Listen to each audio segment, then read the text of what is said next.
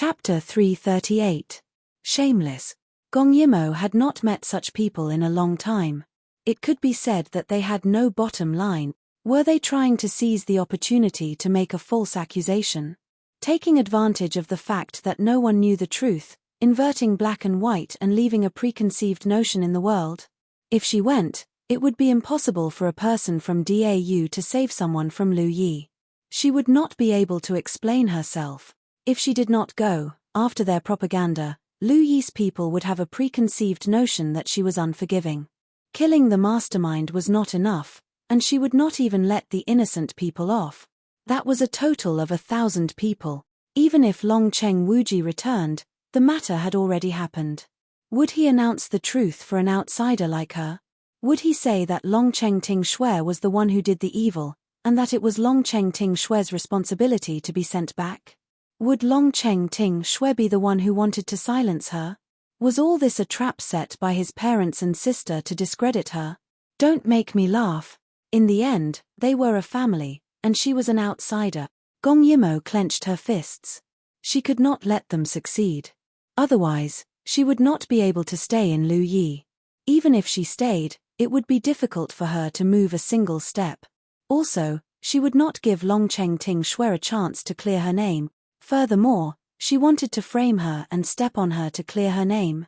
Just wait and see. Princess, where are you going? Gong Yimo said without turning her head. I'm going to kill someone. Sai Kong was startled.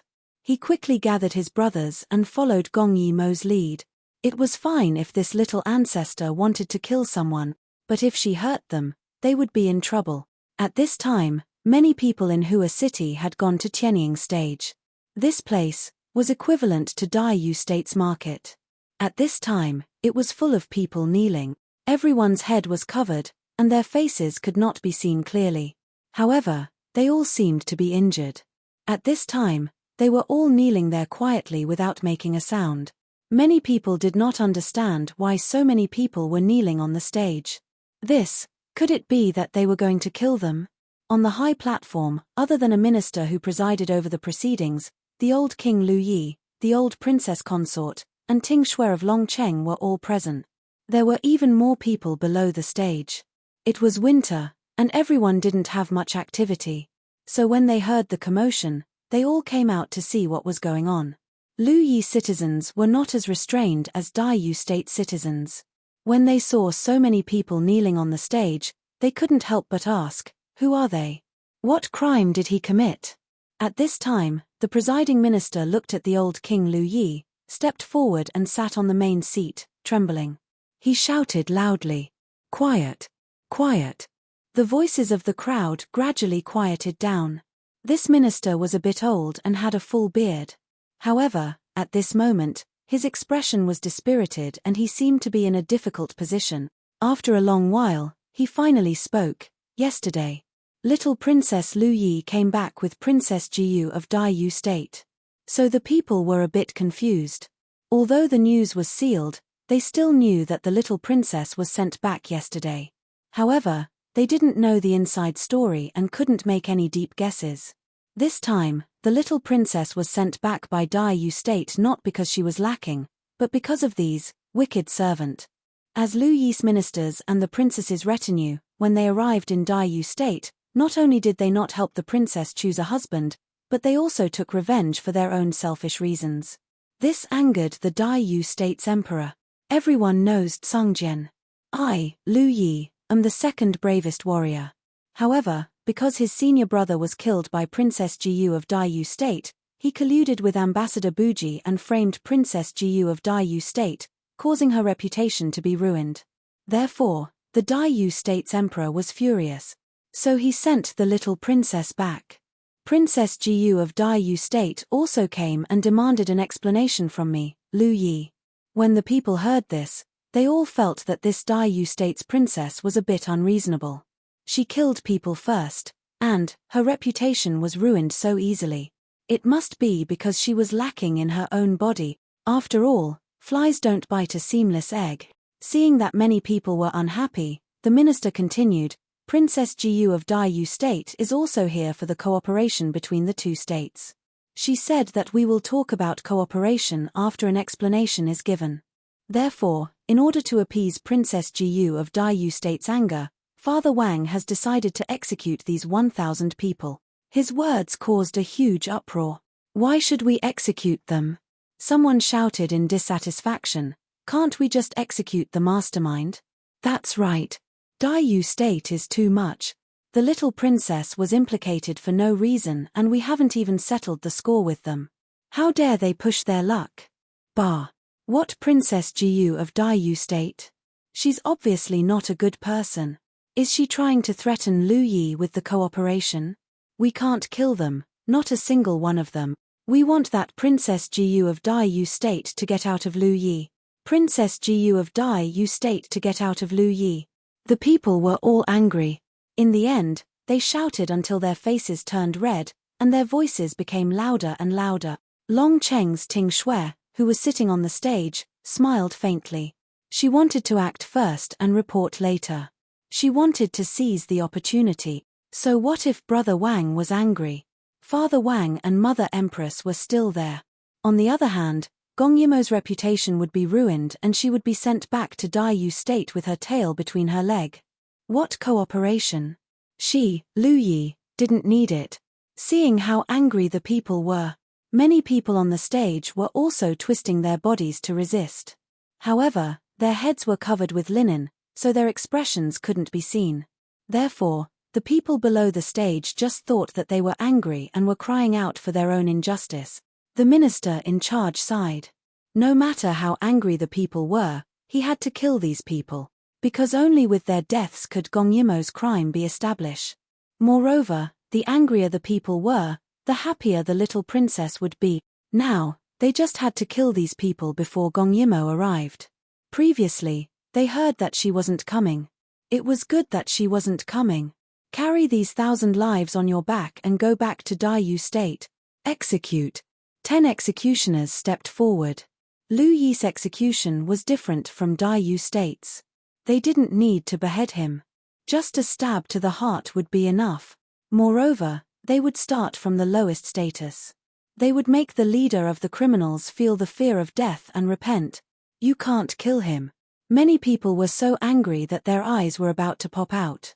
They were filled with grief and indignation. That Princess Jiyu of Daiyu State was nothing. She actually wanted to kill him without even interrogating him. However, they were still ordinary people. When they saw the blood on the stage, who would dare to step forward? They all cursed Gong Yimo thousands of times in their hearts. Their eyes were red. More than 100 people died in an instant. The stage was covered in blood. Many people couldn't bear it and turned their heads away. Some of them gritted their teeth and looked at the scene angrily. However, no one realized why those people were covering their heads and why there wasn't a single scream. At this moment, they only hated Daiyu State and Princess Jiyu of Daiyu State to the extreme. Buji was the person at the front. When he heard the sound of corpses falling behind him and the smell of blood, his loyalty was destroyed by anger for the first time. He couldn't wait to cut Long Chengting Shui into pieces. The people accompanying him were all his brothers. They were all very loyal and wouldn't say anything. Why did they have to kill them and shift the blame to others? At the moment of death, he only felt anger. There was no fear. At this moment, a voice filled with anger came from afar. How interesting. They say that shameless people are invincible. Long Chengting Shui, you really opened my eyes. Chapter 339. Gong Yimo's voice made Long Cheng's Ting Shui turn pale with fright. She even stood up. What's going on? Wasn't Gong Yimo not coming? Why did she suddenly change her mind? But very quickly, she calmed down and sat back down. So what if she came now? Everyone here was her people. So what if she had the ability to speak eloquently? None of the people here would listen to her. Furthermore, she still had a backup plan. Gong Yimo rushed over using her qinggong. Seeing that there were already 200 to 300 people dead on the stage, she directly landed on the stage and used her internal energy to push the executioners away, stopping the massacre. Everyone was curious about the warrior who suddenly saved everyone when they heard Long Cheng's Ting Shui shout. Jiyugwa princess, don't go too far. Jiyugwa Princess. She is the Jiyugwa Princess. Many people's first impression of her instantly disappeared. Their eyes turned red and they couldn't wait to rush up to the stage. Get out of Lu Yi.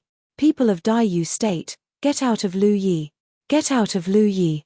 Almost everyone, regardless of whether they were men or women, old or young, shouted at Gong Yimo on the stage. No one thought about her motive for appearing here.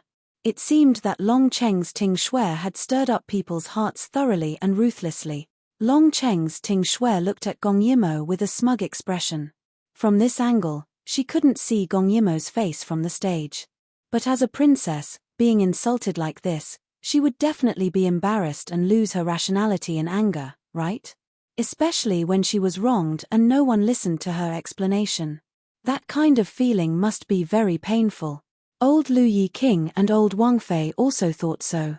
No matter how powerful Gong Yimo was, she was still a girl. In this kind of situation, they wanted to see how she would turn the tide. Seeing that the people were so agitated that they bent down to pick up stones to throw, Gong Yimo opened her mouth. Her voice was filled with internal energy and drowned out everyone. Don't you want to know why these people didn't say anything when they were about to die? When she said this, she instantly grasped the key point. No one could answer, so the scene suddenly became strangely quiet. Long Cheng Ting Shui stood on the stage and couldn't stop her in time. A bearded man raised his machete and slashed towards Gong Yimo, but was easily pushed away by her. She strode forward and tore off the head cloth of a death row prisoner nearby.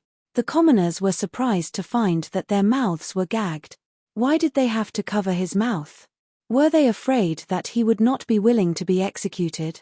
Many people revealed strange expressions. No.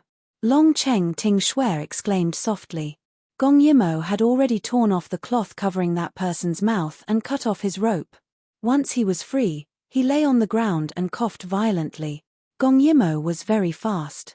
With the hidden blade in her hand, she cut the ropes of several people around her. They quickly got up and tore off the things stuffed in their mouths. Old Lu Yi regretted it for a moment. In order to save time, they had captured people and brought them here. If he had known, he would have cut off their tongues one by one, but now, it looked like they were being forced to take that step. At this time, everyone was confused about what had happened. Didn't the princess of Daiyu State want to kill people? Why did she want to save people? But no matter what, it was good that those people survived. No. It's not that the princess of Daiyu State wants to kill us. A man stood up shakily and shouted to the audience, but before he could finish his words, he was shot to death by an arrow. Gong Yimo didn't even have time to turn around. The moment she turned around, she saw the person lying in a pool of blood. Gong Yimo's eyes instantly looked towards Long Cheng Ting Shui. The person behind her hadn't put away his bow and arrow. After Tsungjian died, it seemed that she had found another bodyguard. Seeing Long Cheng Ting Shui kill someone, everyone turned to look at her. Long Cheng Ting Shui glared angrily with a look of hatred. I didn't expect that I would see through it. These people deserve to die. Although they are Lu Yi's people, when I was in Daiyu State, they repeatedly harmed me. On the way back, they even abused me. I originally thought that I did something wrong, but now it seems that there's something else behind it. Otherwise, why would you save them? The people were confused. They didn't expect there to be such an inside story. Bullying the princess's servants. Then they really didn't deserve to die. One had to know that the little princess was going to be married off for Lu Yi's sake. Why would they do this? As she spoke, her unfriendly gaze landed on Gong Yimo again. Could it be that there was an inside story? There was no other way. Between a citizen and an outsider, they would definitely trust a citizen. Without giving Gong Yimo a chance to explain, Long Cheng Ting Shui waved her hand and countless cold arrows shot out from all directions.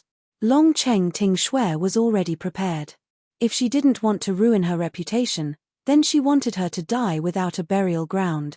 Long Cheng Ting Shui stepped forward and narrowed her eyes. She pointed at Gong Yimo loftily and said, "Originally, I thought that you and Envoy Bug were exchanging flirtatious glances on the way back. However, as Lu Yi's people, they repeatedly harmed me and almost caused me to not be able to come back. I couldn't help but suspect That's why I was testing you while dealing with these offending officials.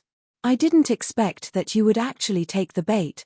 You, a citizen of Daiyu State, actually came to save Lu Yi's people and still say that you didn't collude. The people were confused. Wasn't it said that the princess of Daiyu State wanted to kill people? How did it become that they were guilty and the little princess wanted to kill them? Moreover, it had escalated to the level of scheming. She even used these guilty officials to test the princess of Daiyu State. That's right. If they didn't collude, why would an outsider like her get involved in Lu Yi's death? Could it be that there really was an affair?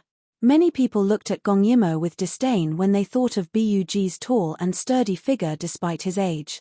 Gong Yimo was furious.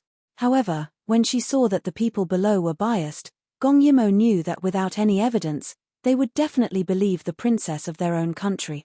No, she had to think of a way. Seeing that Gong Yimo didn't say anything, Long Cheng Ting Shui learned her lesson and didn't give her a chance to refute. She wanted her to be unable to speak. A cold light flashed in her eyes. With a wave of her hand, thousands of arrows were released. Go to hell. Die in infamy. Die in Lu Yi's hands with endless humiliation. Gong Yimo didn't expect her to be so vicious. At this moment, dozens of people suddenly jumped onto the stage. Sikong and the others had rushed over. At the same time, Lu Yi's people were also shooting arrows. Sikong and the others protected Gong Yimo firmly, but the others weren't so lucky. Many of Lu Yi's people on the stage were killed or injured. Even the executioners didn't manage to escape. The smell of blood became thick. Long Cheng Ting Shui's eyes were red from the killing. She didn't let the archers stop. Today, she had to kill Gong Yimo. Chapter 340. Many people screamed and ran away. Those who stayed behind were the more courageous men. But what was going on here? They still hadn't figured out the situation. Why did the little princess want to kill the princess of Daiyu State? It wasn't that they sympathized with the princess of Daiyu State, but they were afraid that they would become enemies with the Daiyu State. More and more corpses were piling up on the stage. If this continued, those who knew the truth would all die. Gong Yimo waved her hand at the nearest archer. Taking advantage of his injury, she grabbed the bow in his hand and pulled it back. Then, when she pulled the bow back, there was a lit fuse hanging on the arrowhead. She aimed at the defense line on the stage. Although she didn't know what it was, Long Cheng Ting Shui, who had been staring at Gong Yimo, felt the danger. She quickly pulled her parents to dodge. As soon as they dodged, Gong Yimo's arrow landed on the seat in the middle of the stage. Immediately, the entire stone seat was blown to pieces. This loud explosion made everyone stop. Only Gong Yimo raised her bow again and pointed it at Long Cheng Ting Shui. Everyone, stop. If anyone moves again, I'll kill her. In the chaos, no one noticed Gong Yimo's move just now. They only felt that her martial arts were unfathomable. She could even smash a stone seat that was as tall as a person. So, at this moment, when they heard her threat, no one dared to move. Everyone was stunned. Before Long Cheng Ting Shui could react to the death threat, Gong Yimo said to everyone present. Eagle deity above. Gong Yimo of Daiyu State has been wronged. She wants to start a life and death match. Everyone was shocked and revealed a strange expression. What was a life and death match? Everyone in Lu Yi knew. If the accused felt that he was wronged, then before he died, he could ask for a life and death match. Once the match started, the accused would have to be blindfolded and the accuser would send out one person to fight. No weapons, hidden weapons, or anything like that. It was pure hand-to-hand combat. He didn't need to hurt anyone, he just needed to defeat them. If the controlling party won in the end, he would have the right to defend himself. Actually, Gong Yimo didn't need to do this. She had Dragon City Everlasting's name tag in her hands.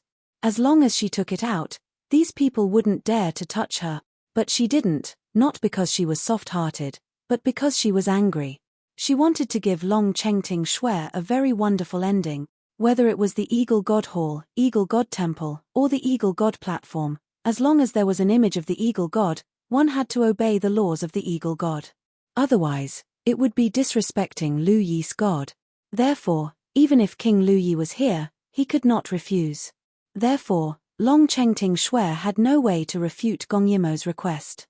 At this moment, she was still immersed in Gong Yimo's attack. Could that be the legendary weapon on Gong Yimo? No wonder the Emperor of Dai Yu State wanted it. Even a woman like her was tempted after seeing the power of the weapon. The commoners were even more confused. Could it be that the Princess of Dai Yu State wanted to start a life and death battle on the Divine Eagle platform that was full of corpses? Sikong still didn't agree. Although this law couldn't be violated, they didn't believe in Long Chengting Shui's character. They felt that she wouldn't be honest. However, Gong Yimo smiled. She didn't look like she was being forced to do this. Instead, she looked a little fierce. Drag the living people away. I have my reasons for doing this. Yes. Sikong subconsciously accepted the order and led his men to drag away Lu Yi's men who were still alive. Then, Gong Yimo threw away her bow and sneered at the other party. Please, Long Chengting Shui. Since I am in Lu Yi, I will use your Lu Yi's method to prove my innocence. Long Chengting Shui looked at Gong Yimo with a complicated expression. At this moment, she didn't know if she wanted her dead or not. At this moment, Gong Yimo had already covered her eyes and curled her finger at Long Chengting Shui. Forget it. No matter what weapon it is, killing her now is the right thing to do.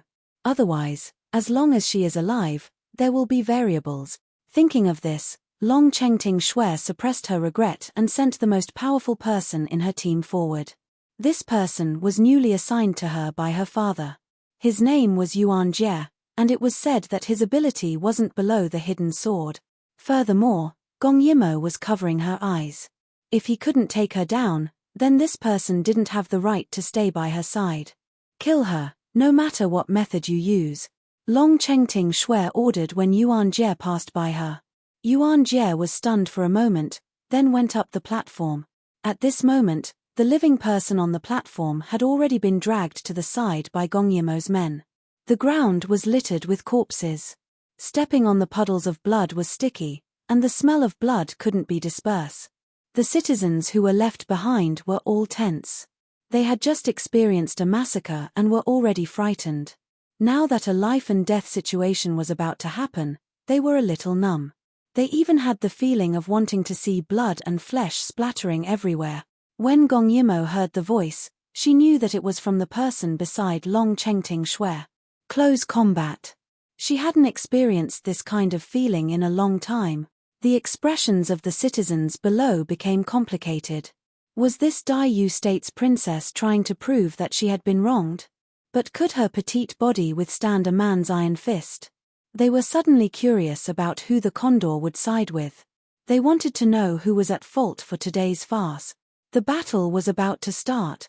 Without any fancy words or holding back, Gong Yimo suddenly stepped forward and directly punched the opponent to the ground. The whole process didn't take more than a second. This kind of stimulation was even more intense than the massacre of thousands of arrows.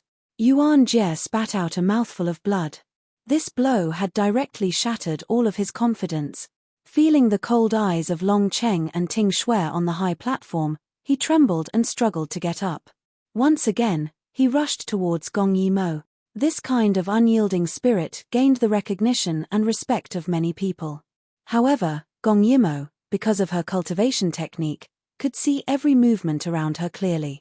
She also clearly knew that he was hiding something in his hands when he rushed over. Hence, she stepped forward and grabbed his hand that was about to attack her with one hand. With the other hand, she viciously smashed him towards the condor's statue. She was really too ruthless. She directly knocked Yuan Jie's head on the statue's feathers, causing blood to flow out. Clearly, she only needed to beat him to the ground. Was she trying to kill him? Just as the citizens were suddenly enraged, Gong Yimo used one hand to forcefully press Yuan Jie's head against the statue's feathers. With the other hand, she twisted his hand in a strange position. He cried out in pain. His fingers opened weakly, and the cold weapon fell to the ground. Everyone present was speechless. Yuan Jie actually broke the rules. This was like poking a hornet's nest. This person actually broke the rules in a life and death situation. He didn't deserve to be Lu Yi's soldier. Chapter 341. Gong Yimo pulled down the cover in front of her eyes and smiled. Then can I explain myself now? Her smile did not fit in with this scene of slaughter, but everyone below was mesmerized by her smile. There was no trace of killing intent, but her subordinates were already on the verge of death. She casually tossed aside Yuan Jie, whose head was bleeding profusely. Soon, someone came to drag him away. Gong Yimo looked at Ting Shui with a smile on her face. She couldn't hold back her anger any longer. However, she had underestimated Long Chengting Shui's shamelessness. She said without thinking as she watched Yuan Jie being dragged away. Yuan Jie violated the rules, so this match is invalid. We should start another one. At this moment, the official who had just crawled out from under the table was frightened by Long Chengting Shui's gaze and hurriedly said, Yes, it doesn't count. We need another match. Long Chengting Shui had thought it through. As long as Gong Yimo covered her eyes again, she would get someone to poison her. Then, she would shoot her to death with 10,000 arrows. She did not believe that she would be able to leave the Divine Eagle stage alive after being poisoned. As for weapons, Gong Yimo only had 2 pieces of clothing on her, so it was impossible for her to have more. The commoners all felt that the little princess's actions were despicable. However, Gong Yimo did not care. She could heavily injure another person before dealing with Long Chengting Shui. There was no delay. At this moment, a voice suddenly spoke. Let me. Sai Kong stood behind Buji and nodded towards Gong Yimo. Gong Yimo was slightly startled. Looking at the ambassador who still had an arrow stuck in his body, she frowned slightly. Buji had already walked to the center of the stage and said to Long Chengting Shui, Divine Eagle, I, Buji, have suffered a great injustice. I want to start a life and death match. Long Chengting Shui was furious. This person actually did not die just now. She could not give him a chance. Thus, she spoke loudly.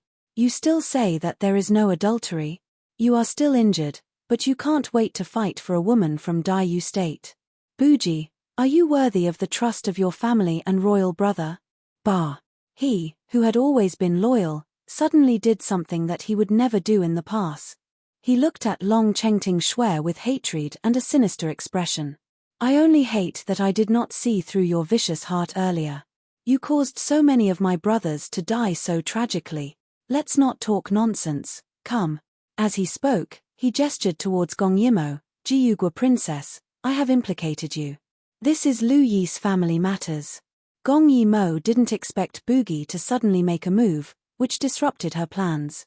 However, she was a person who respected brave warriors, so she walked to the side and watched as Ting Shui sent someone down. Of Buji. Of Buji. Come of. Where is your justice? Have you forgotten what this religion gave you? Jichang did not want to go against Buji. Although Buji was not good at martial arts, he was the first to enter the sect. He was their elder. Plus, they would never doubt Buji's loyalty. Jichang was in a difficult position. On one side was the princess. On the other side was a respected elder. Buji covered the wound on his shoulder and sneered, looks like once you are tainted by Long Chengting Shui, you will lose your nature. Buji, how dare you? Old Lu Yi King was anxious. It was all Buji's fault for being nosy. Gong Yimo was not dead yet. But time was of the essence. What if Long Chengting Shui suddenly returned? I'm being impudent. Buji pointed at himself and laughed. He was tall, but he was very dispirited. His face was full of mockery as he slowly said, Daiyu State has a saying. If the upper beam is not straight, the lower beam will be crooked. It is talking about people like you. Buji is only glad that the king is not like you, men. Drag this person who slandered the princess and disrespected the king's father away. Let's see who dares. At this time, another minister also came over with injuries. As soon as he came, more than 10 people who could still move walked over and stood behind Bugi. They never thought that Long Chengting Shui would be so ruthless. She faked the king's decree and gathered them together. Then, without a word, she captured them and was about to kill them. And all of this was just to cover up for Long Chengting Shui. She wanted to use their deaths to frame the princess of Daiyu State. If not for Gong Yimo's timely arrival, they would already be dead. But so what if they were alive? So many of their brothers had died.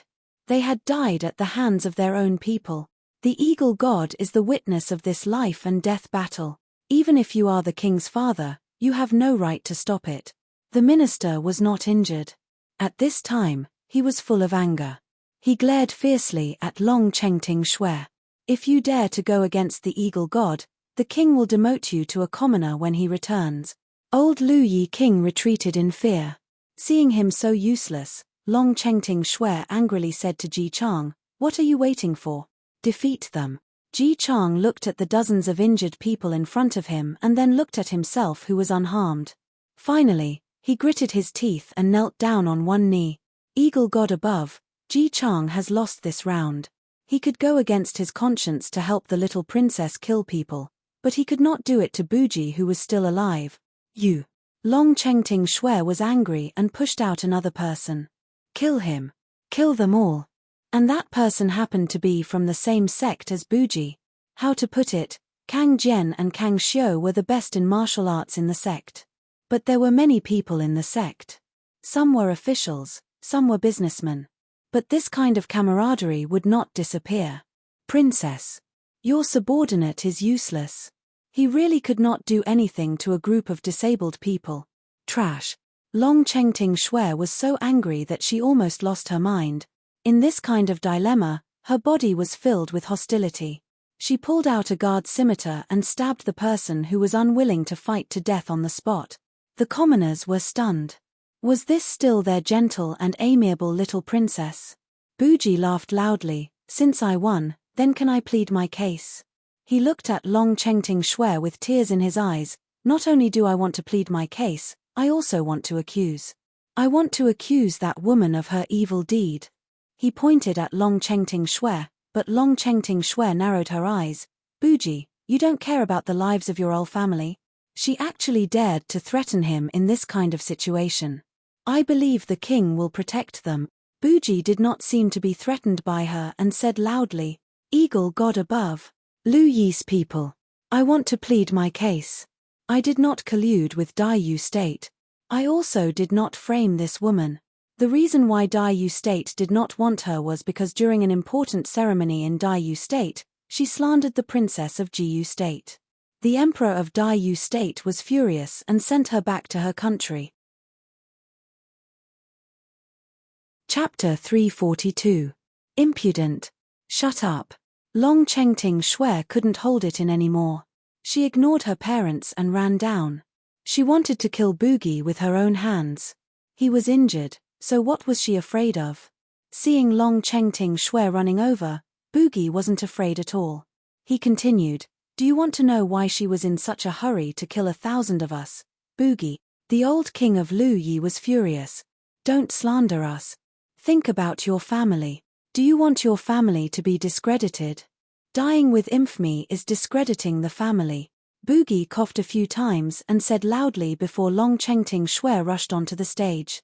"The reason why Long Chengting Shui wants to kill us as soon as possible and frame the princess of Dai Yu State is because on the way here, she ran away and fell into the hands of Chakran who wanted to stir up trouble. She was also violated by Chakran. Bastard." Long Chengting Shui rushed forward and left a deep nail mark on Bugi's face. Then she said to the crowd in a panic, "It's not like that. There's no such thing. This is all his slander." However, the commoners were already stunned. This farce had taken a turn that was simply too terrifying. Thinking of the Duke's mansion that was sealed yesterday, the uncle and the niece. Seeing that no one answered her, she stood on the stage and looked around. Finally, she angrily scolded Bugi. "You traitor. Coward. Then why don't you tell me how you saw Gong Yimo whip me?" If the whip mark hadn't healed, Long Chengting Shui would have ripped off her clothes to show everyone. She originally thought that if these people died, Gong Yimo wouldn't be able to defend herself. She didn't expect that in the end, Lu Yi's people would bite her back.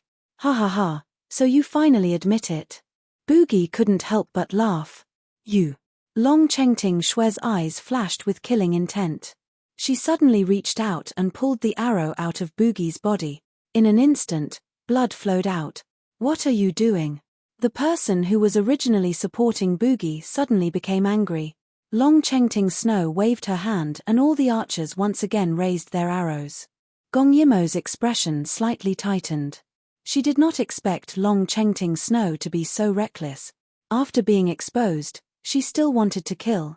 Seeing that Long Chengting Shui wanted to kill him to silence him, Boogie laughed loudly. If you don't want people to know, don't do it in the first place.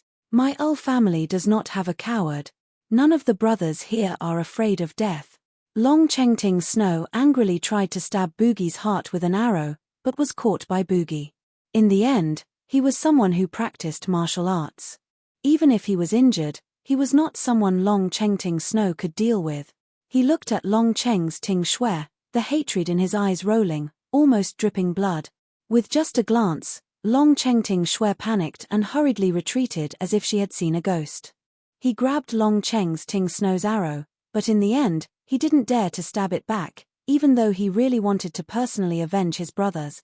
But the bottom line in his heart made him unable to do it. Boogie made the people behind him retreat and did not look at Long Chengting Shui again. He walked step by step to the side of the eagle god statue and actually knelt down with a plop. His face was filled with grief and indignation, pain and blood. In the end, tears fell. Heavens above, the eagle god is wise. I, Al-Boogie, have been loyal my whole life, have not let down my family, have not let down my king.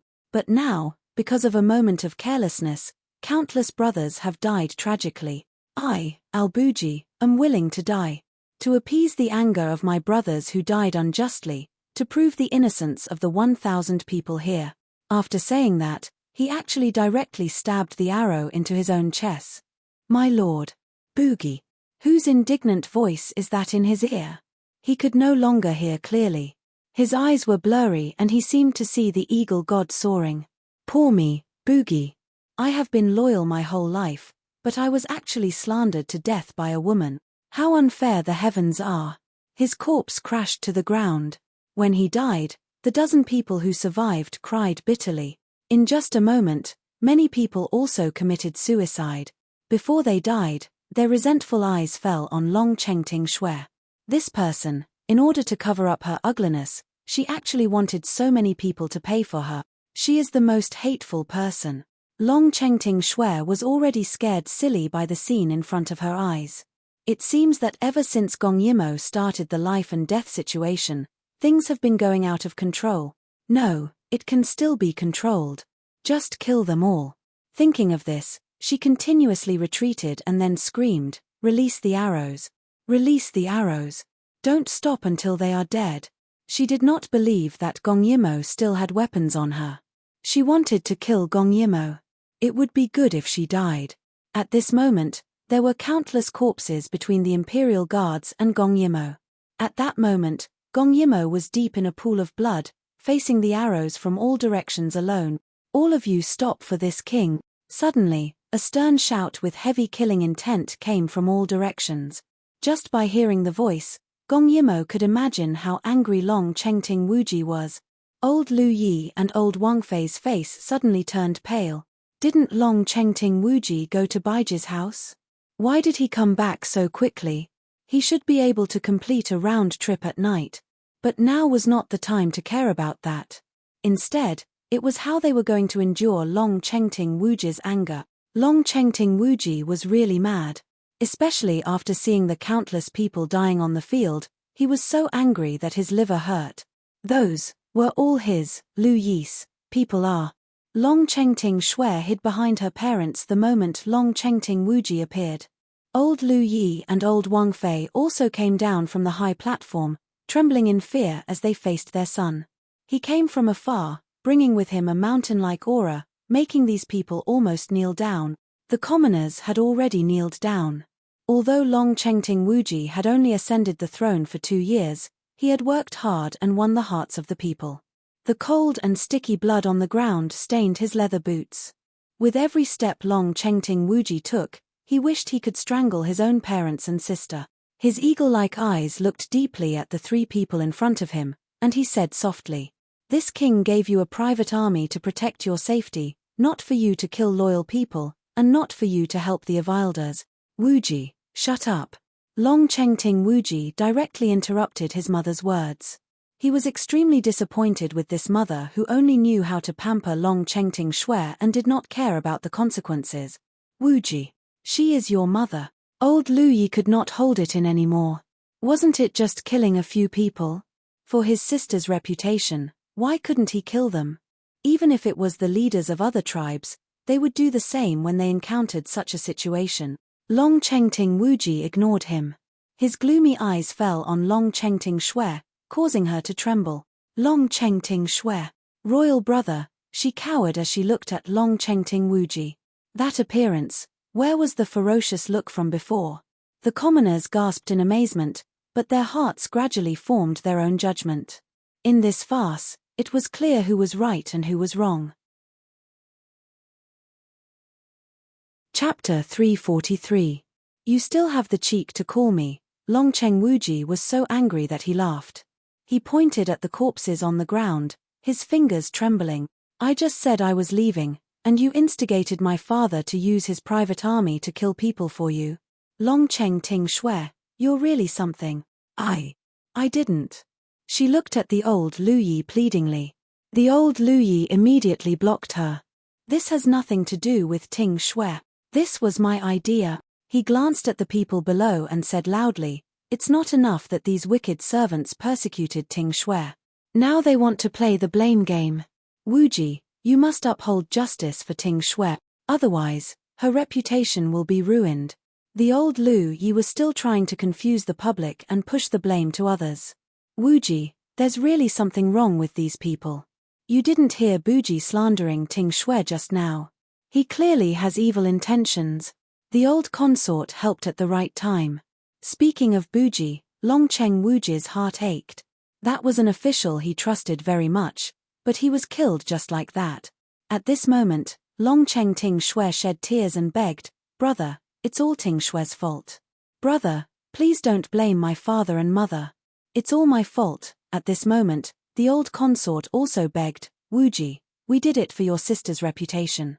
She lowered her voice and said, now, he's dead. If you don't let your sister off and make her lose her reputation, won't she lose everything? Long Cheng Wuji's sharp eyes suddenly glared over, causing the old consort to be speechless. It's because of your indulgence that she became so lawless. The old Lu Yi and the old consort didn't speak anymore. They knew in their hearts that since the person was dead, even if Long Cheng Wuji was angry at them, he wouldn't lose everything. This was really a double loss. As for what punishment he would give, they were his biological parents. What was there to be afraid of? Long Cheng Wuji felt like his entire head was exploding. Below, there was a group of commoners who wanted to know the truth. On the stage, there was also Gong Yimo and her people, as well as the few people who were still alive. Those people were looking at him expectantly, hoping that he would uphold justice. At this time, all he had to do was say that everything was his sister's fault and that everything Boogie said was true. Then, Ting Shui's reputation in Dragon City would fall to the bottom, and no one would dare to marry such a vicious person. If he said that what Boogie said wasn't true, then those who were still alive would definitely be disappointed and lose the courage to continue living. And Gong Yimo, at this moment, he glanced at Gong Yimo. She was standing not far away, deep in thought. Ting Shui apologized to Princess Ji Yu. Long Cheng Wuji gritted his teeth. No matter what the truth is, you shouldn't implicate the innocent Princess Ji Yu. She's Lu Yi's VIP guest. This sentence established Gong Yimo's weight. However, Ting Shui felt that as long as she apologized, even if Long Cheng Wuji stood on her side in the end, the commoners wouldn't believe her. After all, if she apologized, it meant that she had wronged Gong Yimo. Since she wronged Gong Yimo, why couldn't she slander Boogie? So she couldn't apologize. Therefore, she pointed at the shattered stone chair on the stage and said with some fear, I don't dare to go near her. She has a sharp weapon on her. She'll smash me to pieces. Many commoners didn't know what she meant, but Long Cheng Wuji knew. Gong Yimo had a sharp weapon on her that could smash people to pieces. She even used a sharp weapon to hurt people just now. Gong Yimo took a few steps forward and smiled. You see, I'm only wearing a few clothes, and I've already used my only self-defense weapon, But you don't look like you're sincere about apologizing. Long Cheng Wuji glanced at Gong Yimo and found that she didn't look like she could hide anything. He was slightly relieved because she would definitely carry something so important with her all the time. Tingxue, why aren't you apologizing? Long Cheng Tingxue was forced to apologize with gritted teeth. I'm sorry. Gong Yimo was amused. She hated Long Cheng Tingxue to the extreme, so she definitely wouldn't let her off easily. Sorry for what? Long Cheng Tingxue raised her head and glared at her angrily. At this moment, she felt that her brother was still on her side and didn't intend to sacrifice himself for those 1,000 people. Therefore, her courage came back and she still hated Gong Yimo to the bone. I shouldn't misunderstand you. Long Cheng Wuji's expression became slightly better. Gong Yimo shook her head in her heart. Long Cheng Wuji was a good person, but because he didn't have any relatives when he was young, he didn't care about these so-called relatives when he grew up. Especially this sister, he had always been the one to take care of her when she was young. He was strict with his words, but he didn't teach her a lesson. In the end, he was the one who suffered. However, she wouldn't let these people go. Therefore, she calmly approached and asked aggressively, "What did you misunderstand about me? Did you misunderstand that I had an affair with Boogie, or that I almost caused your death?" Gong Yimo sneered when she saw Long Cheng Tingxue backing away in fear. So you wanted to kill people, but you said it was to force me to show up. So you kept saying that I had an affair with Boogie. Let me tell you, this isn't a misunderstanding, this is framing. It's intentional framing. Princess Jiyu. Long Cheng Wuji frowned. He was already annoyed enough. He didn't know how to clear the name of the dead, and he had to appease the living. As for Long Cheng Tingxue, he would punish her severely, but he couldn't bear to destroy her. Therefore, he said unyieldingly, "We'll talk about this when we get back to the palace." After all, it was a private matter. Even if he wanted to punish Long Cheng Tingxue, he couldn't do it in front of everyone. After all, embarrassing Long Cheng Tingxue would also bring shame to the royal family. Gong Yimo looked at him disapprovingly. She believed that Long Cheng Wuji would punish Long Cheng Tingxue severely, but that wasn't enough. It wasn't enough to atone for her sins. Moreover, Long Cheng Wuji was biased. Just like now, between the few people left and Long Cheng Tingxue, he was so angry, but in the end, he still chose to protect Long Cheng Tingxue's reputation first. Of course, there was a reason to protect the royal family's reputation, but she was still angry. Although I'm very grateful that you chose to believe me without hesitation, I don't agree with the way you handled this matter. Gong Yimo's words made Long Cheng Wuji's face darken. Now that his thoughts were in a mess, couldn't they talk about it when they got back? Long Cheng Tingxue saw that they seemed to be in conflict, so she hurriedly said to Gong Yimo pitifully, "I'm sorry. It's all my fault. Please don't blame royal brother. It's all my fault for misunderstanding you. I'm sorry." Gong Yimo frowned in disgust. "All right, can you stop talking? Your apology makes me feel disgusted. I don't accept it." Long Cheng Wuji was anxious and anxious. His pair of blue and purple eyes, at this moment, had a kind of deep black color. "Then what do you want to do?" His voice was gloomy, and there was a danger of a storm coming. Chapter 344. Couldn't they just go back to the palace to resolve it? Why did they have to do it in front of everyone? Wasn't this forcing Lu Yi's royal family to lose face? Gong Yimo knew his concerns, but she was even more dissatisfied with his actions. Perhaps Long Cheng Wuji would severely punish Long Cheng Tingxue, but they all knew that no matter what the punishment was, as long as Long Cheng Tingxue stepped into Lu Yi's palace, she would be spared. She would be spared from the death penalty and her reputation would be preserved. She could even marry in a grand manner in the future and it wouldn't affect her. Then no matter how harsh the punishment was, it would be useless. At least, Gong Yimo felt that they couldn't let her off so easily. Even if this was Lu Yi, the people below the stage were all Lu Yi citizens, and she was up against Lu Yi's royal family. "I don't want to do anything," Gong Yimo said in a deep voice, but her finger pointed at Long Cheng Tingxue, "but I feel that if she wants to apologize, she should at least kneel down." "Princess Jiyu, don't go too far." The old princess consort who could be considered pretty glared angrily.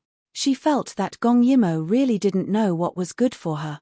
In Lu Yi, they were magnanimous and let her live. It was fine if she didn't know how to be grateful, but she actually wanted a yard after being given an inch. Not only her, even the old King Lu Yi was very angry. But the strange thing was that when the citizens below saw Gong Yimo bully their princess, they strangely didn't say anything. The angry old King Lu Yi didn't notice this, but Long Cheng Wuji did. The fact that the citizens didn't say anything proved that they also felt that Long Chengting Shui had gone overboard with Gong Yimo and she should apologize. So even if he was powerless, he still made a decision in an instant. Ting Shui, kneel down. Long Chengting Shui thought that she was hearing things. Her brother actually wanted her to kneel down to a woman from Daiyu State, and this woman even harmed her like this. Long Cheng Wuji looked at her with fire in his eyes. Don't force this king to say it again. Even if he wanted to protect her reputation, he could only do his best to cover her up. But if she didn't cooperate, did she expect him to be biased to the point of silencing others? Seeing that Dong Cheng Wuji was really angry, Dong Cheng Ting Shui was still afraid in her heart. But to kneel to Gong Yimo, she was really unwilling. She was more than willing to stab Gong Yimo in the back. She also didn't understand why Long Cheng Wuji changed his mind because of Gong Yimo's words. Could it be that Gong Yimo had seduced her brother so quickly? Seeing that Long Chengting Shui was unwilling, the old Lu Yi king pulled on Long Chengting Shui's arm and said angrily, "Why are you kneeling? You are a princess, and you did nothing wrong. Why should he kneel to someone from Daiyu State?" As he spoke, he gloomily looked at Gong Yimo. Gong Yimo smiled and looked at Dong Cheng Wuji. She knew that Dong Cheng Wuji would definitely agree to her request, even if he was biased. Sure enough, when Long Chengting Shui was pulled away by the old Lu Yi king, she saw a faint light flash in her brother's eyes. Her heart thumped, and she quickly shook off her father's hand and cried, I'll kneel, I'll kneel." The faint light in Dong Cheng Wuji's eyes gradually faded. He couldn't help but look at Dong Cheng Ting Shui. It was this insight and understanding of the situation that made him dote on her for so long. But today, he was really disappointed. "Kneel." He lifted his thin lips and said coldly. Dong Cheng Ting Shui immediately knelt down with a heart full of hatred and killing intent. There was blood and corpses everywhere on the stage. She knelt among them and wanted to vomit. "Ting Shui!" The old Lu Yi king and old Wang Fei shouted in unison, full of heartache. At this moment, the old Lu Yi king wanted to rush up and teach Gong Yimo a lesson, but he was firmly held back by old Wang Fei. Didn't she see that her son was angry? Seeing that no one could help her, Dong Cheng Ting Shui looked at Gong Yimo and reflected in her heart. How could she lose? Gong Yimo clearly said that she wouldn't come, but she still came. Not only did she come, she even used a weapon to stop the fierce arrows. If only she didn't stop at that time, she would have been scared silly. But if she didn't stop at that time, they would all be shot to death. How could there be such an unbearable scene now? So, with deep regret and hatred, she kowtowed to Gong Yimo and gritted her teeth. "I'm sorry, Princess Jiyu Guo." Gong Yimo crossed her arms and smiled. "Do you regret what you did?" Her voice was so mocking. Regret? Dong Cheng Ting Shui stared straight at Gong Yimo. She regretted that she missed a good opportunity just now and didn't kill you directly. Gong Yimo seemed to be very satisfied and nodded. "Okay, but I didn't make it clear just now. I personally won't accept your apology because I find it dirty. I want you to kneel to the corpses on the ground and the few Lu Yi people over there who escaped death. You should apologize to them and kowtow 3 times. Gong Yimo." This time, it was Dong Cheng Wuji's voice that was filled with anger. She was actually so aggressive in front of Lu Yi. There were so many people present, but it was very quiet. Gong Yimo's voice was clearly transmitted to everyone's ears, echoing faintly between heaven and earth with a trace of coercion. Dong Cheng Ting Shui looked at Dong Cheng Wuji with a panicked expression. It was still acceptable for her to kowtow to Gong Yimo because she had wronged her. However, if she kowtowed to the dead people, wouldn't she be admitting what Buji said and that she killed them to silence them? Then what reputation would she have left? Old Lu Yi's eyes were burning with anger. "Princess of Daiyu State, do you think Lu Yi is Daiyu State? Is it a place where you can behave atrociously?" You don't have the right to interfere in Lu Yi's matters. He wasn't wrong. In fact, Gong Yimo didn't want to interfere in this matter. After all, it wasn't reasonable for her to interfere in how Lu Yi died. However, when she thought of Buji's death to show his sincerity, and his last sentence, "Heaven is so unfair," it struck her deeply in her heart. She didn't want to meddle in other people's business, but she couldn't suppress the anger in her heart. Heaven is so unfair. This was also a thorn in her heart that had always been in her heart in her previous life. She clearly didn't do anything wrong, but she forcefully made a mistake. She clearly tried her best to quell the chaos, but in the end, her reputation was ruined. Heaven is so unfair. What about you? Do you think so too? Gong Yimo looked at Dongcheng Wuji, and Dongcheng Wuji looked back at her solemnly. He believed that Gong Yimo was not only seeking justice for herself, but also challenging his dignity as a king, and it was on Lu Yi's land, in front of Lu Yi's citizens. There was quite a commotion below the stage. The citizens were all in a mess, their hearts in a mess. They didn't know what kind of ending they were hoping for. However, many people's eyes swept across the corpse on the stage with pity in their eyes. What if this king doesn't agree? Dongcheng Wuji's voice seemed to be squeezed out from between his teeth. Furthermore, the pressure on his body increased as killing intent flashed in his eyes. Chapter 345. Long Cheng, Ting Shui and the rest were relieved. They even hoped that Gong Yimo would continue. She had angered Long Cheng Wuji. They wanted to see how Gong Yimo would leave Lu Yi alive. Everyone felt the pressure, as well as the tension in the air. At this moment, Gong Yimo closed her eyes and pointed to the blood-stained eagle statue. Do you know why Lu Yi's founding king had an eagle as his symbol? Long Cheng Wuji was stunned. He did not know why she suddenly said this. Gong Yimo continued. Do you know why the founding king Meng Tianhan did not proclaim himself emperor after establishing his country? As she spoke, her heavy gaze swept across the audience. Everyone became quiet again. Her gaze carried a trace of desire and inquiry. The eagle was the founding king's favorite animal.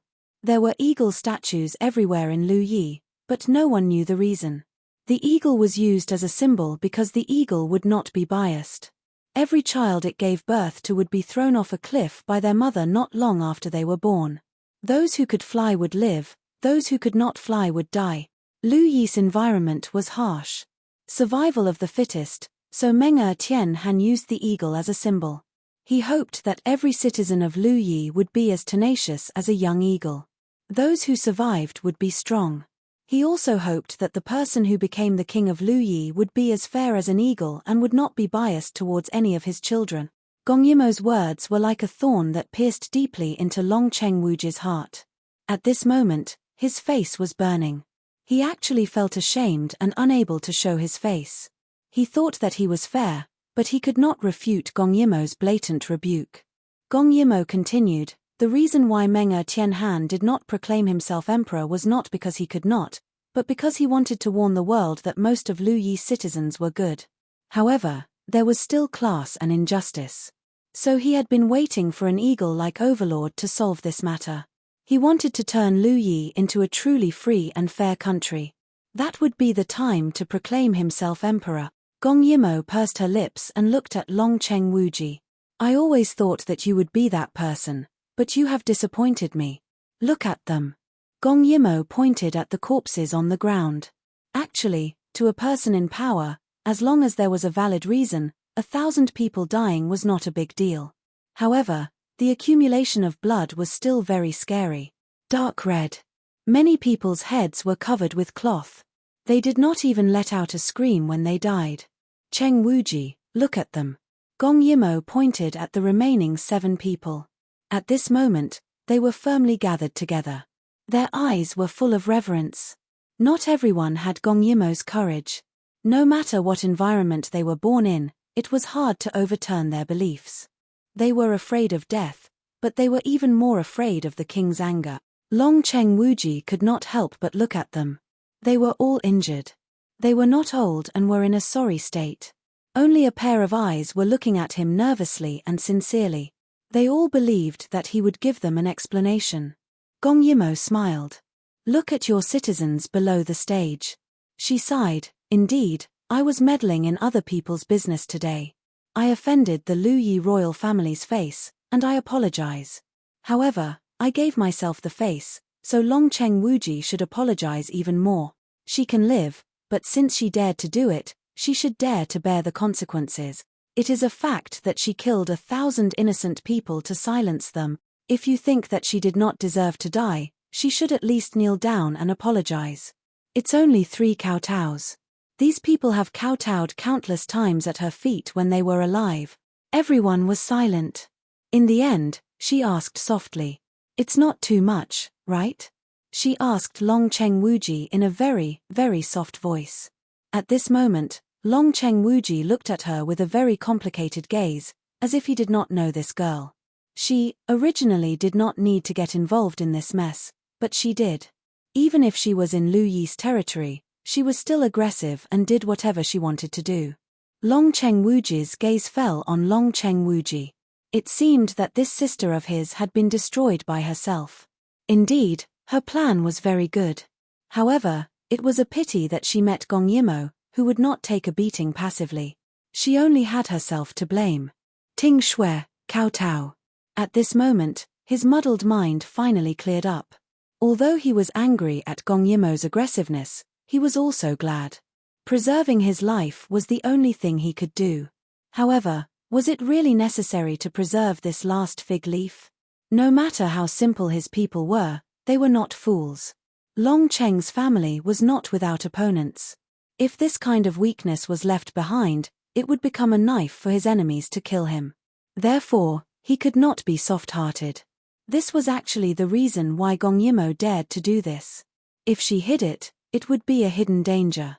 There was no need to cause chaos because of Long Cheng Ting Shui.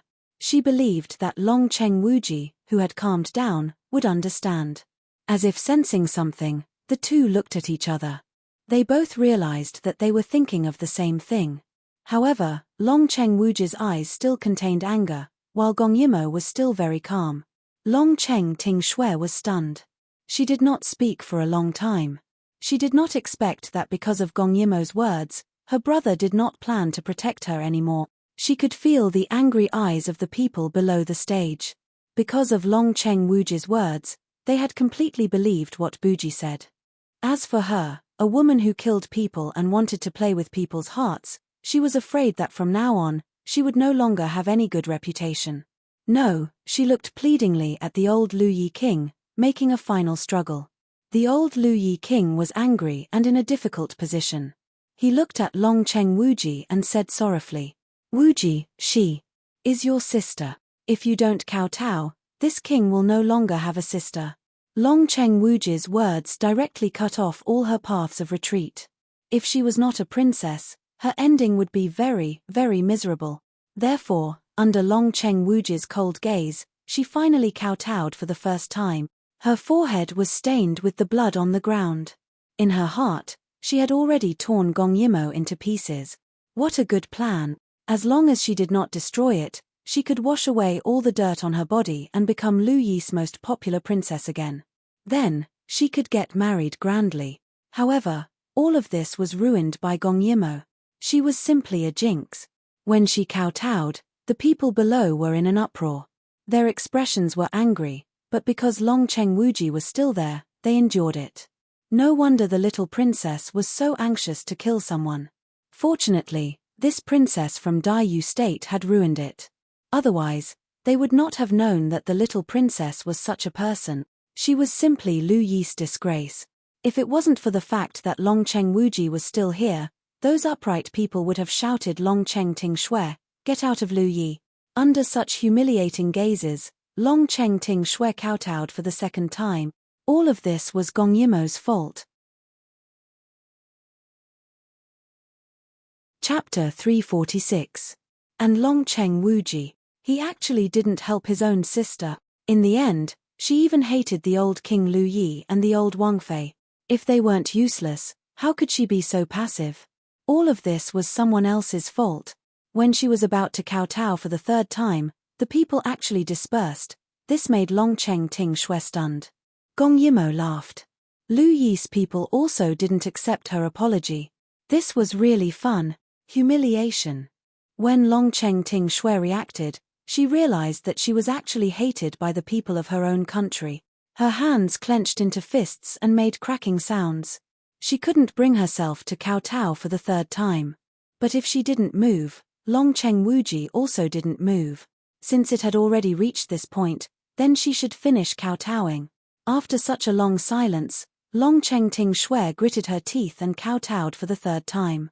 There was no one under the stage anymore.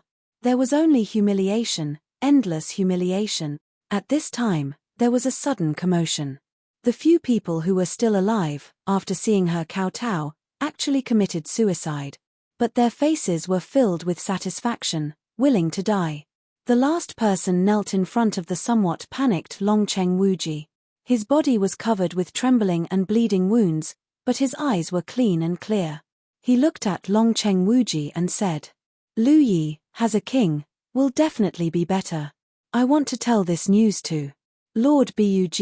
With that, he knelt down and died. And in an instant, all of his resentment seemed to have been pacified. At this moment, an eagle's cry came from the sky. It was very likely that it was raised by one of the dead people.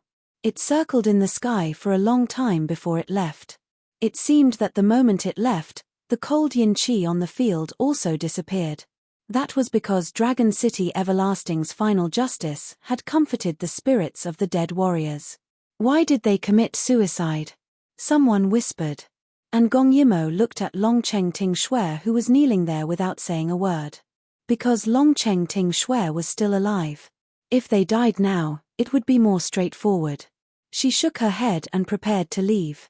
At this time, old King Lu Yi's guards blocked Gong Yimo's path, and Gong Yimo's imperial guards immediately guarded her. The two sides were at loggerheads, and the old Wang Fei helped Long Cheng Ting Shui up with heartache. She glared angrily at Gong Yimo. "What are you doing?" Long Cheng Wuji was once again enraged. "Can you stop causing trouble?" He looked at his father. The old Lu Yi king gritted his teeth. "It's this woman who ruined your sister's reputation. Wuji, are you afraid of the Daiyu state if you don't kill her?" Gong Yimo was not afraid at all. She looked at the people in front of her and stood there calmly. She did not even move her eyebrows. Sai Kong and the others were all tensed up. They would never allow these Lu Yi people to harm the princess in the slightest. "Enough. Back down," Long Cheng Wuji ordered. The old Lu Yi king's people quickly backed down and made a path. The old Lu Yi king's face was red with anger. He stood in front of Gong Yimo. "I will not allow this person to take a step into the palace, unless she steps over my body." Long Cheng Wuji was also unyielding. He strode forward and grabbed Gong Yimo's hand. His deep eyes swept over them. "Let's see who dares to stop me." This was equivalent to slapping his father's face. At that moment, the expression on his old face was quite interesting. Of course, no one would dare to stop Long Cheng Wuji. Thus, Gong Yimo was pulled into the royal carriage and headed towards the palace. Sai Kong and the others saw the princess being pulled away by the old Lu Yi king. Their hearts were in turmoil. "Your Highness, the princess has been taken away." After getting into the royal carriage, Long Cheng Wuji was still holding on to Gong Yimo's hand. Her brows jumped up. "You're still not letting go?" Long Cheng Wuji gave an angry laugh. "I'm not letting go. You're very aggressive, just like a wild horse on the prairie, but you've angered me today." Gong Yimo gave a cold laugh. "I haven't caused trouble for you yet. Your Long Cheng family really is talented, being able to think of such a sinister method. In my entire life, this is the first time I've met such a shameless person." Once she said this, Long Cheng Wuji's hand holding her wrist tightened. His eyes were filled with a deep rage. "Gong Yimo, don't think that I don't dare to kill you." Gong Yimo was also very strong. "I don't remember doing anything to offend you." "You." His deep handsome face came closer. "You're trying to challenge my dignity as a king." Gong Yimo rolled her eyes at the sky. "If I wanted to attack your dignity, wouldn't it be better to just take out your name tag? Who dares to move against me?" Her words made Long Cheng Wuji stunned, and strangely, his anger disappeared. That's right, Long Cheng Wuji's name tag represented Long Cheng Wuji. As long as she took it out from the start, no one would dare to touch her. But if such an important thing fell into the hands of others, others would only think that he was useless as a king. That would be a real loss of dignity. Thinking of this, Long Cheng Wuji glanced at Gong Yimo's sullen little face, and suddenly smiled slightly. Then why didn't you take it out? Rather than a difficult life and death situation, wasn't taking out the name tag the easiest way to solve the problem? At this moment, Gong Yimo's face stiffened. If I have to do it again, I'll take it out. When she said this, the two of them fell silent. Gong Yimo didn't expect Long Cheng Ting Shui to directly give the order to shoot. In the chaos, it was useless for her to take out the name tag. If she took out the name tag the moment she appeared, those people wouldn't have died today. It was also unclear. Perhaps Long Cheng Ting Shui would say that the name tag in her hand was fake, and still give the order to shoot. Long Cheng Wuji clearly thought of this point. He reached out his hand and touched Gong Yimo's head. But God knows, he originally wanted to use his fingers to smooth out the wrinkles between her eyebrows. This is my fault. When we reach the palace, I will personally go to the Eagle Deity Temple to ask for forgiveness. Gong Yimo slapped his hand away. What was the use of that? I'm tired, I'm going to sleep. After she said this, she really laid down on the bed in the carriage. She was dug out of bed early in the morning, and then so many things happened. It was really tiring. Seeing her angrily turn her back to him, Long Cheng Wuji couldn't help but laugh. Fortunately, his carriage was a big bed, otherwise, there really wouldn't be a place for her to sleep. But he was a little worried, so he pushed Gong Yimo's back. Hey, you have to keep your words. You can't forget your promise yesterday just because of Ting Shui's matter. Gong Yimo said angrily with her back facing him. Why don't you marry Long Cheng Ting Shui to that rotten old man? I'll take you and Lu Yi to become rich. Long Cheng Wuji didn't know whether to laugh or cry. He knew that Gong Yimo said this because she wouldn't ignore the country's affairs for private matters. That was enough. A woman like her who could distinguish the importance of things was really too rare. Long Cheng Wuji sighed in his heart. If Long Cheng Ting Shui had half of Gong Yimo's breadth of mind, it wouldn't be like this. Chapter 347. Meanwhile, in the faraway Dai Yu state, a bloody storm had just subsided. The Long family had been overthrown. With Li Ku's testimony and material evidence, Gong Dai had uprooted them. After all, this was treason. Once they succeeded in killing the little princess, it was likely to cause a war between the two countries. Just this crime alone was enough to make the emperor furious.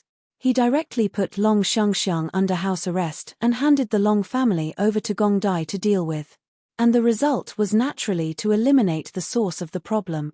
Gong Dai was walking along the long waterside corridor when he suddenly stopped. Last time, he had poured out his heart to the royal sister here. He wondered how she was doing in Lu Yi. Now that he had signed an agreement with Yuheng and started to trade, it would not be long before the bank became the lifeline of the country. His power had once again expanded. Now that his people had gone to Yuqi, if he could join forces with Yuqi, then he would be the first person to open up a channel between the three countries. His shops would also be the first to openly enter another country. It has to be said that this was what Gong Yimo had in mind. But this was not what he wanted. The cool wind from the waterside pavilion blew, causing his eyebrows to wrinkle slightly. His long black robe was indescribably lonely. He wanted to be with the royal sister forever. He wanted the royal sister to not have anyone else in her eyes. The country, the people, there was only him. At this time, someone came up behind him. Gong Ju was alert. He turned around and saw Gong Che dressed in white with a fox fur coat draped over his shoulder. At this time, he was looking at the waterside pavilion outside the corridor, slightly lost in thought. After toppling the Long family, the Liu family took advantage of the opportunity to switch sides to the Crown Prince's camp. Only then did Liu Xianfei save herself from the fate of being killed by Gong Ju. Now, Liu Xianfei was afraid of Gong Ju. She was afraid that he would come to avenge his mother's death. It could be said that in the entire Dai Yu state, there were only two powers, Gong Dai and Gong Che. Gong Dai had said that he had no intention of becoming the emperor. Logically speaking, there should not be any conflict between the two of them. However, they stood opposite each other, as if they were separated by an abyss of fury, so close yet so far apart. I heard that Imperial brother is getting married. Congratulations. Gong Dai smiled faintly. His eyes were cold, and even when he smiled, there was a hint of perfunctoriness. Gong Che, on the other hand, seemed to be on the other end of the spectrum. His entire person exuded gentleness. At this moment, his hand reached out to the corridor, holding a branch of a plum tree. This flower was enchanting, and if it could be pinned to Moa's hair, it would be wonderful. Wedding? Gong Che's face slowly brightened. It was unknown what he thought of, but his entire person was radiant. Last time, you told Imperial Father that if you married Lu Yi's most favored princess, he was afraid that your heart would change and you would covet something that didn't belong to you. Imperial Father believed you and didn't force you to marry the princess. Today, he is choosing a girl from a scholarly family of the right age for you. Gong Dai's face darkened. He really didn't say anything when he didn't see eye to eye with him. Therefore, he turned around to leave. There was still a large group of Long Clan's women waiting to be dealt with in Zhao prison. The cries of these women were the most annoying. Wait. Gong Che suddenly called out to him. Gong Dai stopped, but he didn't turn around. Gong Dai, you and I both know that it is impossible for us not to marry. With our status, not marrying will only bring harm to her. In front of Gong Dai, Gong Che didn't need to pretend. He just loved Gong Yimo. He loved her to the point of humility. But he could pretend in front of Gong Yimo to get close to her, but he didn't want to pretend in front of his love rival. Gong Dai sneered, is that so? Gong Che took a step forward, as long as you don't marry, Imperial Father's suspicions on her will not disappear. Do you think that Imperial Father really didn't feel anything about the farce on the sky stairway last time? Gong Dai was silent. He naturally noticed this, and so did the royal sister. She was so anxious to leave and the emperor didn't stop her. It was all because of this. But what could he do? He just loved her. He just wanted her. He didn't want to marry. No one deserved to be connected to his name. He only belonged to the royal sister. Thinking like this, he didn't want to listen anymore. Gong Che wanted to protect the royal sister, that was his business. But marriage? He didn't agree. Don't you want to have her? Gong Dai stopped again because of Gong Che's words. He narrowed his eyes and couldn't leave anymore. He wanted the royal sister too much, so much that his heart ached. But on one hand, there was a barrier in her heart. On the other hand, she cared about what people said. It was so difficult to have her. Gong Che's chest rose and fell slightly. But he had already made up his mind. As long as he could have her, nothing else mattered. So he continued. Moa's nature is free and unrestrained. Although she's a girl, she has ambitions. More and more people will peep at her beauty and be subdued by her skirt. And you're so sure that she won't like any of them? Was he sure? Gong Dai's hands clenched into fists under his sleeves. He worked hard to become strong, just to be the most outstanding one. But, what if the royal sister fell in love with someone else in the process? No. He couldn't accept it. At that moment, Gong Dai's eyes flashed with deep hostility. Just thinking about it made him want to kill all the men who peeped at her. And Gong Che didn't feel good either. When they were young, Gong Dai went to Shiju. He was the only one by Moa's side. She only had eyes for him. She lived in a place where he could touch her. Her ears were always filled with strange voices. But her growth was so fast, much faster than them, the so-called proud sons of heaven. He wanted to have her so much, but she was getting harder and harder to control. Now that she didn't have any romantic feelings for him, he could only endure it when he wanted to get close to her. If this went on, he could forget about having her for the rest of his life. What do you want? Gong Dai finally turned around. He wanted to hear what Gong Che wanted to do. Gong Che looked at him with a smile, but the tenderness in his eyes was a feeling that even he couldn't suppress. He endured too much and was too tired. He didn't expect that he could only completely relax in front of Gong Dai and express his naked feelings for Moa. It was heavy, sweet, and painful, but he was willing to do it. Now you are the most powerful prince in Dayu State. I am also the crown prince who has won the hearts of the people. In the future, if you are willing, when I become the emperor, you can be the prince regent. Gong Dai didn't care about this. He only wanted to know what Gong Che wanted to do. Gong Che licked his lips. His eyes were filled with undisguised passion. Moa is already 17. She's a big girl now. His words touched Gong Dai's nerves. It made him feel more and more threatened. Gong Che looked at him and said slowly, "But she is growing too fast.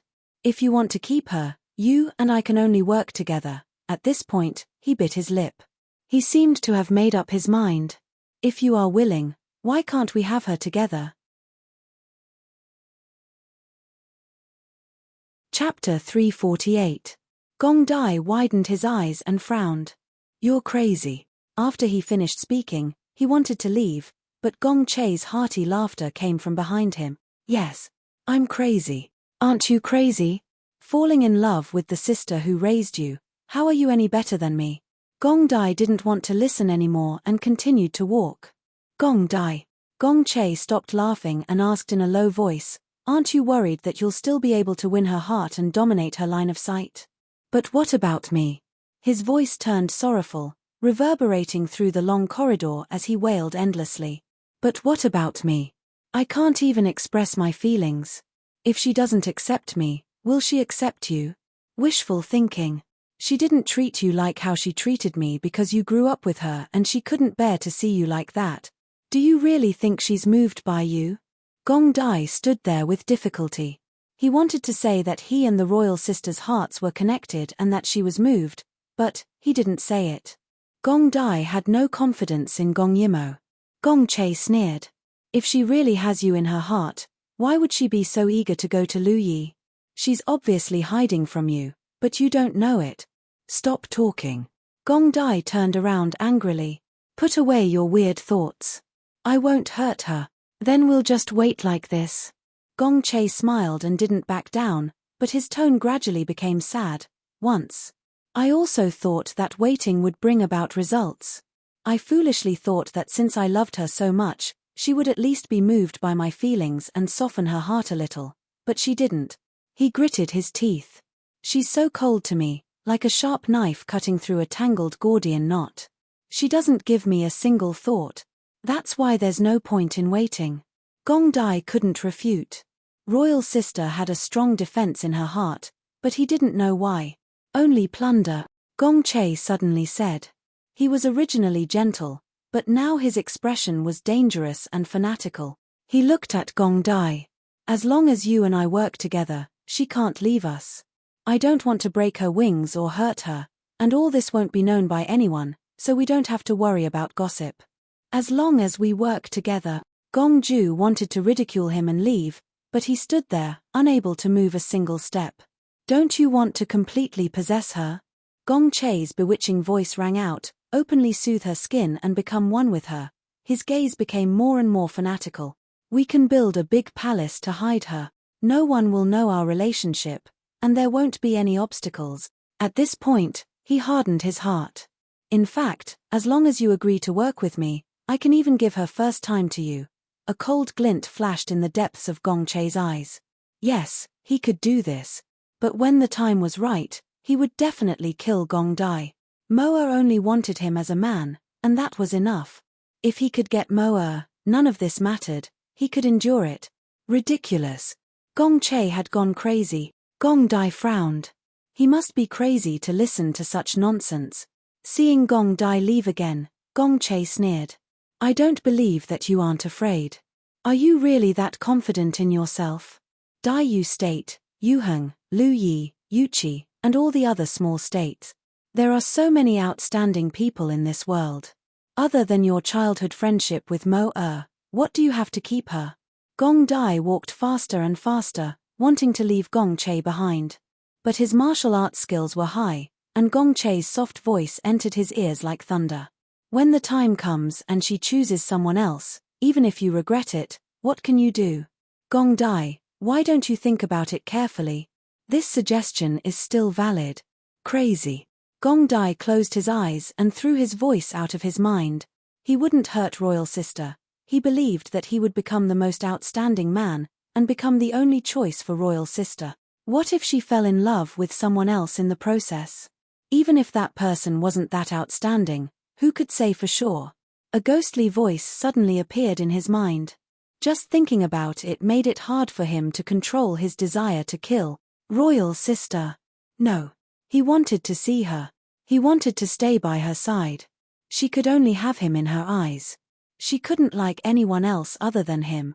Gong Dai couldn't imagine what it would be like if Gong Yimo disappeared from his world. He couldn't accept any accidents. Gong Yimo felt strange in her heart. She was a little uneasy. She shook her head.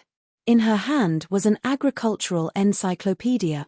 Next to her hand were a few things that were originally grey, but were now equivalent to treasures. Potatoes. She was ashamed to say that she had some fresh ingredients in her space, but not much.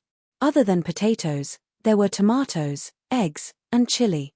Fortunately, the space could keep them fresh, so there were no problems until now. The tomatoes had been eaten because they couldn't be planted, but potatoes were different. At that time, she resisted the urge to fry French fries and kept these fresh potatoes. She didn't expect that they would really come in handy. These things had tenacious vitality and were abundant. Lu Yi's geology was similar to Inner Mongolia in the future. The climate and soil in many places were suitable for growing potatoes. As she read, she felt lucky. If she didn't keep these potatoes, potatoes would only be introduced to the mainland after Columbus discovered South America. But now, she had brought this step forward by a full 7 centuries. If only there were corn, she thought greedily. In her heart, she put the matter of sailing to the sea on the agenda. She had the theory, but now she only needed to put it into practice. Because the potatoes were limited, and it wasn't even February yet, she had to consider the matter of greenhouse vegetables. There was a lot to do. On the other side, the matter of the horse ranch of the 3 kingdoms was also put on the agenda. Long Cheng Wuji and his ministers were discussing the feasibility of this matter.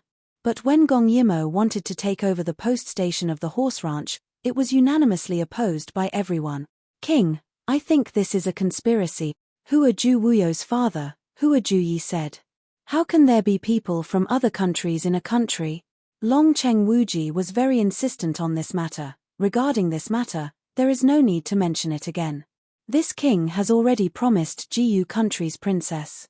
Moreover, there are merchants from other countries in our country. This will be the trend in the future. Hua Ju Yi was still a little unhappy. We shouldn't let a woman take the initiative. How much benefit would there be in this? Letting an outsider take advantage of it. Long Cheng Wuji sneered. Do you know how much trouble she, a woman, has saved us? Dai Yu State, Yuheng, Lu Yi, Dai Yu State, needless to say, her words carry enormous weight. Even Yuheng, as long as it's her idea, no one will oppose it. Once trade is established, you all know how much benefit it will bring to Lu Yi. Moreover, she alone can deal with 2 countries. Why can't she take the initiative? Chapter 349. Since Long Cheng Wuji had said so, Hua Ju Yi did not say anything even if he was dissatisfied. His family was the main force of the horse ranch. Once the 3 Kingdoms horse ranch was established, the relay station in the horse ranch would be a big source of income. Originally, the horse ranch and relay station belonged to his family. Now that the relay station was given to an outsider, he was really unhappy. His eyes turned. If the king did not work, could he start with Gong Yimo? After the court meeting, Long Cheng Wuji hurried to Gong Yimo's place. There was no other reason. Gong Yimo said that today, she would show him the thing that could solve Lu Yi's food problem. Did such a thing really exist? Long Cheng Wuji did not believe it, but he hoped it was true. The sky, it was snowing again. Lu Yi's snow was different from Dai Yu State's snow. Dai Yu State's snow disappeared as soon as it touched the ground, but Lu Yi's snow was much more tenacious. In a short while, the ground was covered in a layer of snow. Is what you said true? Long Cheng Wuji held a potato with both hands. That kind of careful feeling was like holding a piece of tofu. This thing, is it really abundant? Can it be eaten? Gong Yimo held a pen in her mouth and frowned at the pile of paper in front of her. She spoke with a lisp. Not only can it be eaten, it's also delicious. As she spoke, she glanced at him and took away the pen. She smiled mischievously. You have to be careful. I'm using this to make seeds. I only have 10 or 20 of them. It can be said that in the entire 4 kingdoms, there won't be any more of this. Spoiling one would be a great loss. She teased him like this, and Long Chengwuji was shocked.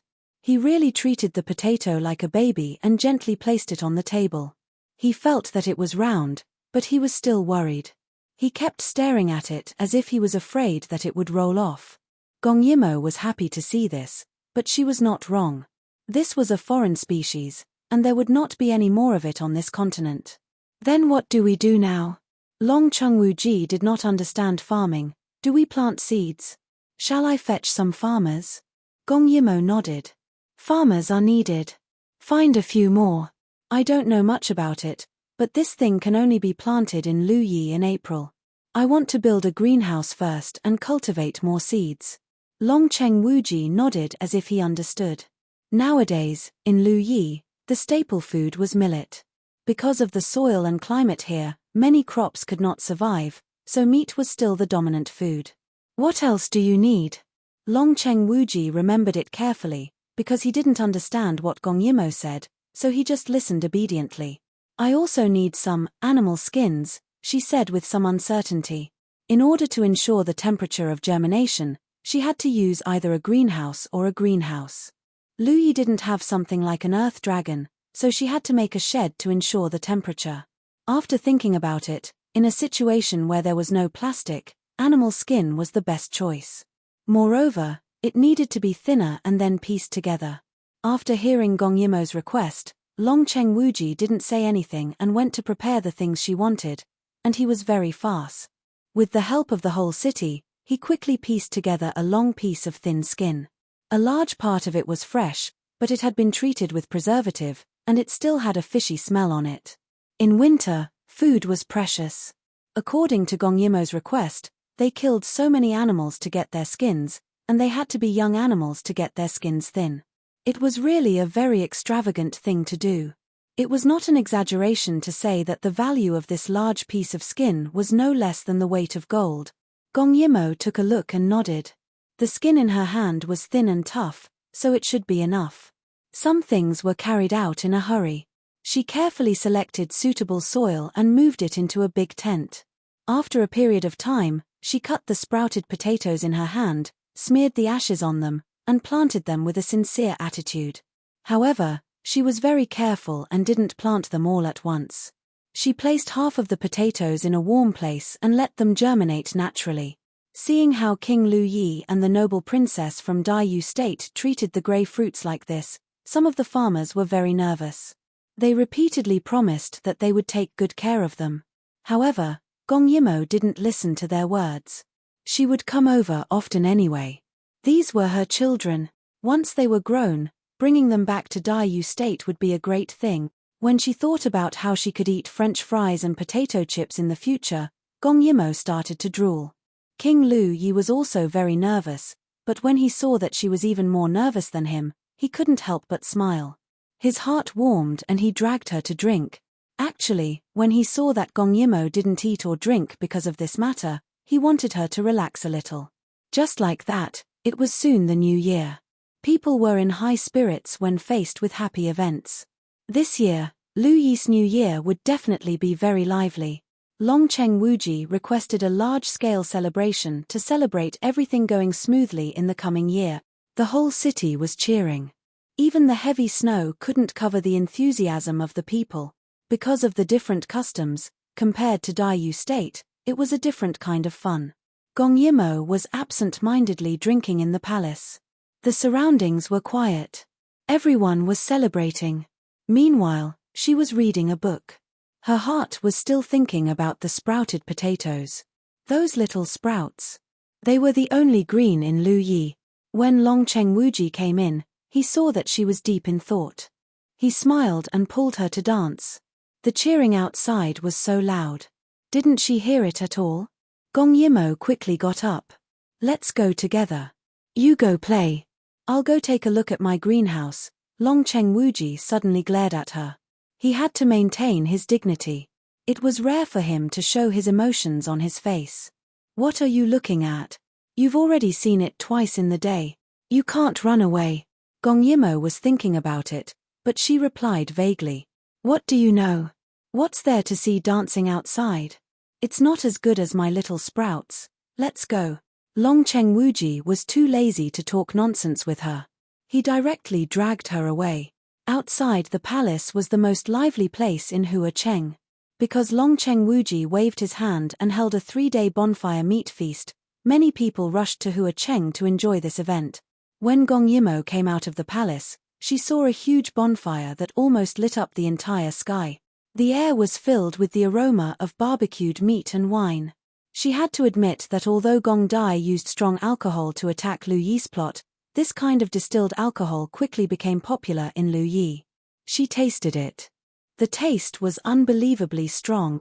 It was even harder to swallow than the burning knife she made herself. Gong Yimo was drowsy when Long Cheng Wuji forced her to drink a few cups. She knew that she couldn't go to the greenhouse to look at the sprouts.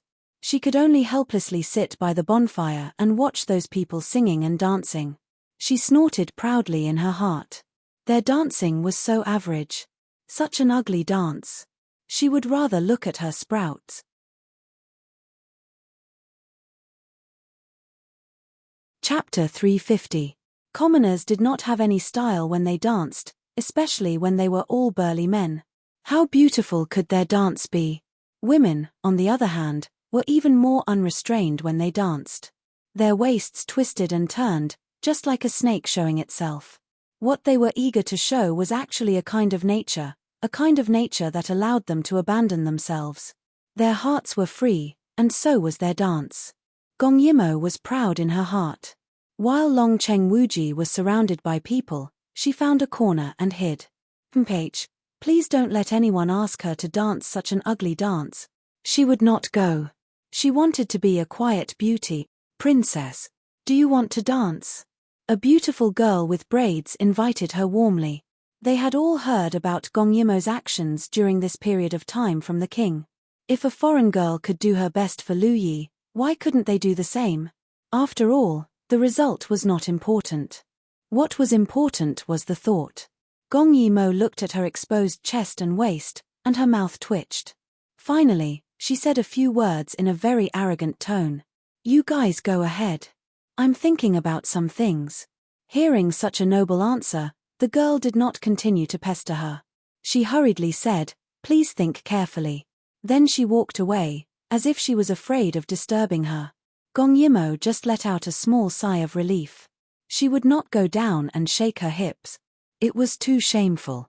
She wanted to be a quiet beauty. You don't dare, right? Suddenly, a mischievous voice came from behind. Gong Yimo turned around and saw Long Cheng Wuji, who had shaken off the passionate commoners and was walking over. Seeing her hiding in the corner, he said with certainty, Don't dare. Gong Yimo exploded. She raised her chin. Is there anything in this world that I don't dare to do?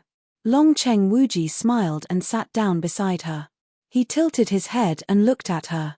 Then you don't. Gong Yimo was stunned for a moment. After a while, she said angrily, Isn't it just shaking your hips? What's there to not know about such simple movements?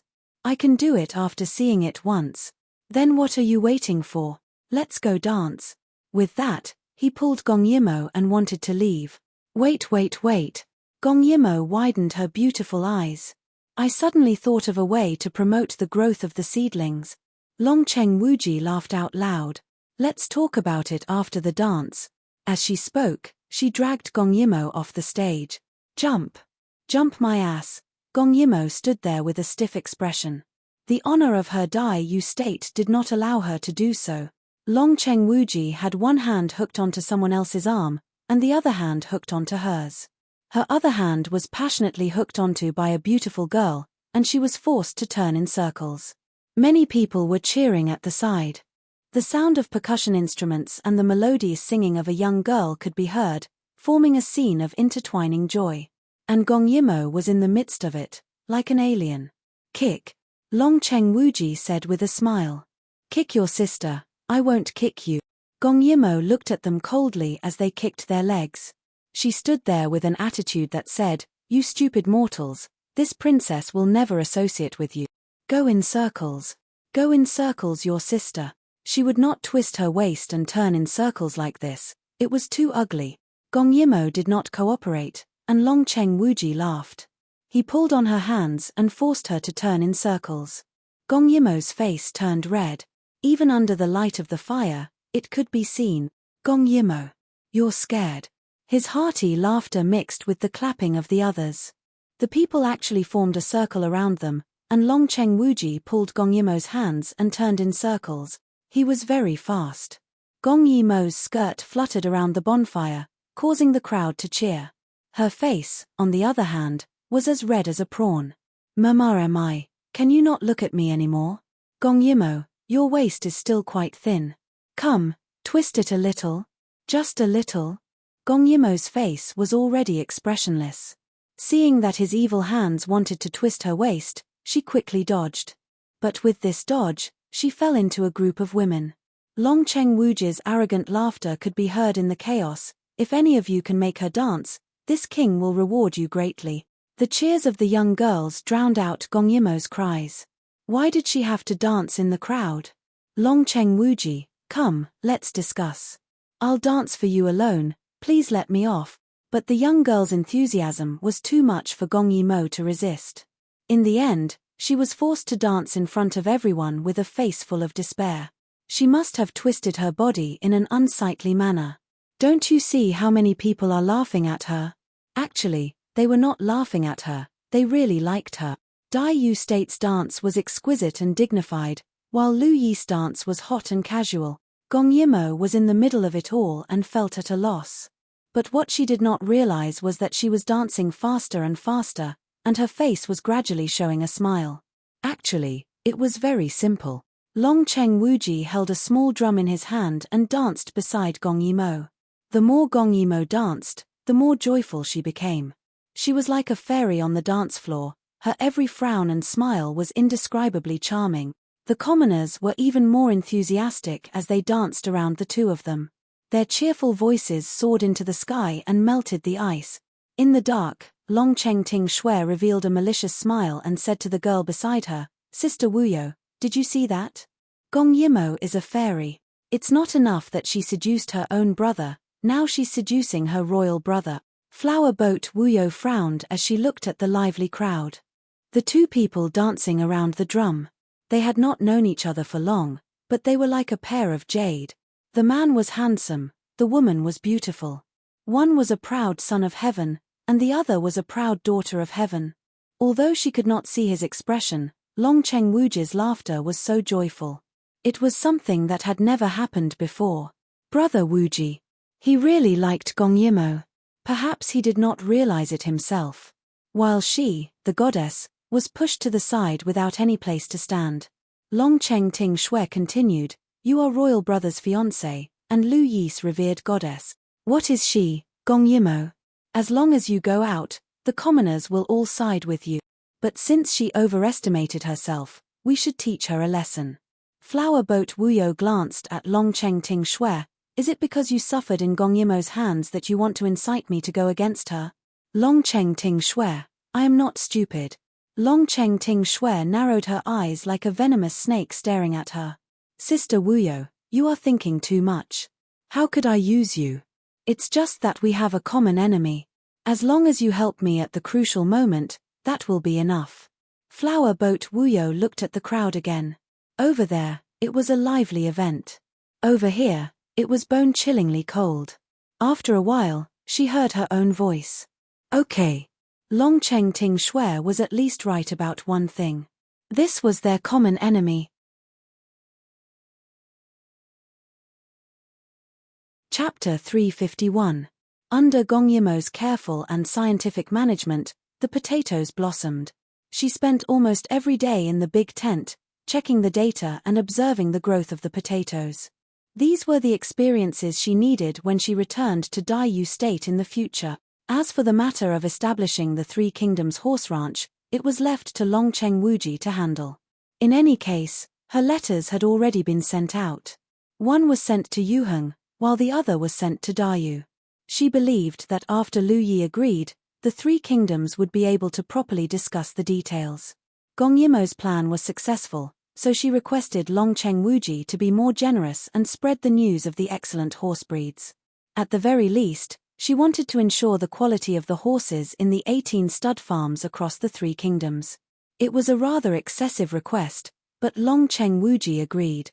After getting his approval, Gong Yimo did not say anything else and continued to guard her little sprouts. At first glance, it was obvious that her potatoes were improved high-yield varieties.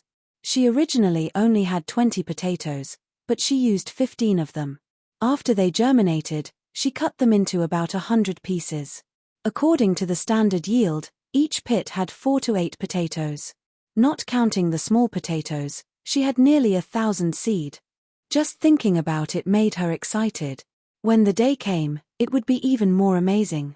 Some of Lu Yi's important officials came over. They wanted to see if the potatoes could really grow and grow. Secondly, they wanted to know if the yield was as high as Gong Yimo said. This was the most important thing. Gong Yimo was also very nervous. At this time, the cover had been lifted.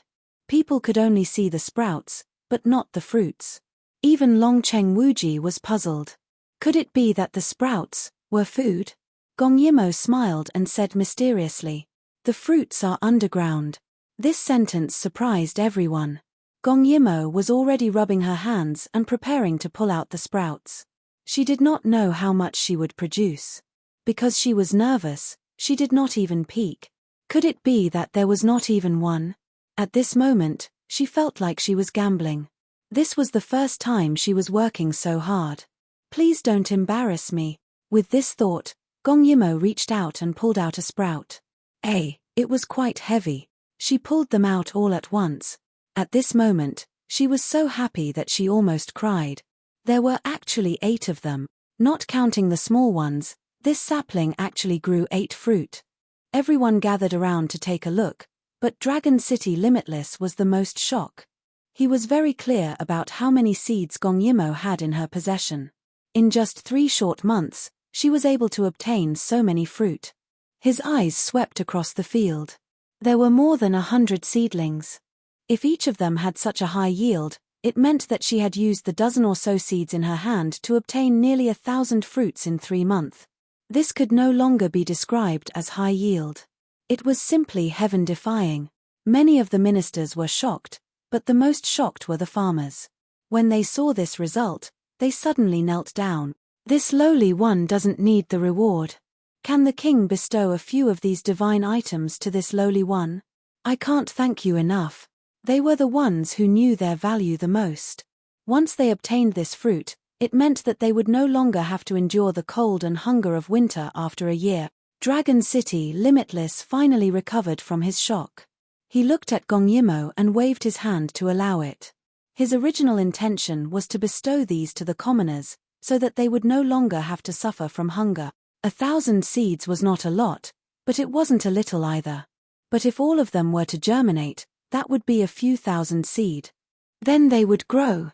It was now the end of April, the best time to plant. In a few months, how much would they be able to produce? If they properly maintained it, next year, their Lu Yi would no longer have to endure the cold and hunger of winter. Just as everyone was celebrating, Gong Yimo lowered her head and plucked out the seeds one by one. Almost every one of them was a high yield.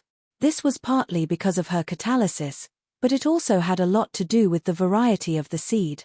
This thing could withstand the cold and could be stored for a long time. In a few years, no one in Lu Yi would starve to death in winter, and no one in the border city would come out of their closed-door cultivation because of hunger. This was the reason why she came to Lu Yi, and it was also what she wanted to do the most. Dragon City Limitless could no longer use words to describe his feelings. The entire tent was filled with people, and there were sounds of joy everywhere. But he only wanted to stay by Gong Yimo's side, and pick up the fruits from the ground with her. Gong Yimo was very happy in her heart. But her joy was quickly overshadowed by the cheers of the crowd. And after that joy, she felt even more tired. During this period of time, she did not sleep well. Every day, she was thinking about this place. Now, she only wanted to finish this and go to sleep. Everything could wait until she woke up. Are you not happy? Looking at her calm appearance, Dragon City Limitless asked in a low voice amidst the noise. Gong Yimo turned her head and smiled back, happy, but I'm a little tired. Her voice was tinged with a trace of naivety and sleepiness. Dragon City Limitless also saw the bruises under her eyes. His heart ached and he hurriedly pulled her back. How could he forget how nervous Gong Yimo was these few days? Really, he was too careless. Go and rest. I'll be here. But Gong Yimo was still not at ease. These were all her hard work for the past few months. Seeing that she was not obedient, Dragon City Limitless pulled her up. She did not rest well, and she got up too quickly. She felt dizzy and directly fell down. But Dragon City Limitless held her in his arms. Everyone listened to my orders. His voice suppressed all the joyful voices in the tent. Everyone go out and surround this place. Without my orders, no one is allowed to enter. Everyone hurriedly obeyed. That's right. These were all gold on the ground. They could not step on them and they retreated with smiles. When they looked at Gong Yimo again, their eyes were filled with warmth, as if they were looking at their own daughter. Seeing that everyone had left, Gong Yimo still wanted to keep the seeds on the ground before leaving. But Dragon City Limitless held her up by the waist. What are you doing? She was shocked. I still have things to do. But Dragon City Limitless was very domineering. It's the same tomorrow. You have to go to sleep now. No, I can't sleep until I'm done. Put me down quickly. But Dragon City Limitless was born with godly strength. If she did not use her internal energy to push him away, how could she be his opponent? Unable to persuade Dragon City Limitless, Gong Yimo said sullenly, "All right. I don't want to do it anymore. Put me down, I'll walk by myself." There were so many people outside. How could she be carried like this? Although she was very sleepy and tired, it was comfortable to be carried like this. Thinking of this, she let out a small yawn. But Dragon City Limitless did not let go, anyway, so many people saw it. What's the problem? Our Lu Yi does not have as many rules as your Dai Yu state. His voice came through drowsily. When it landed in Gong Yimo's ears, it was as if it was ringing in the sky. She was already sound asleep. Dragon City Limitless' heart softened and he could not help but slow down.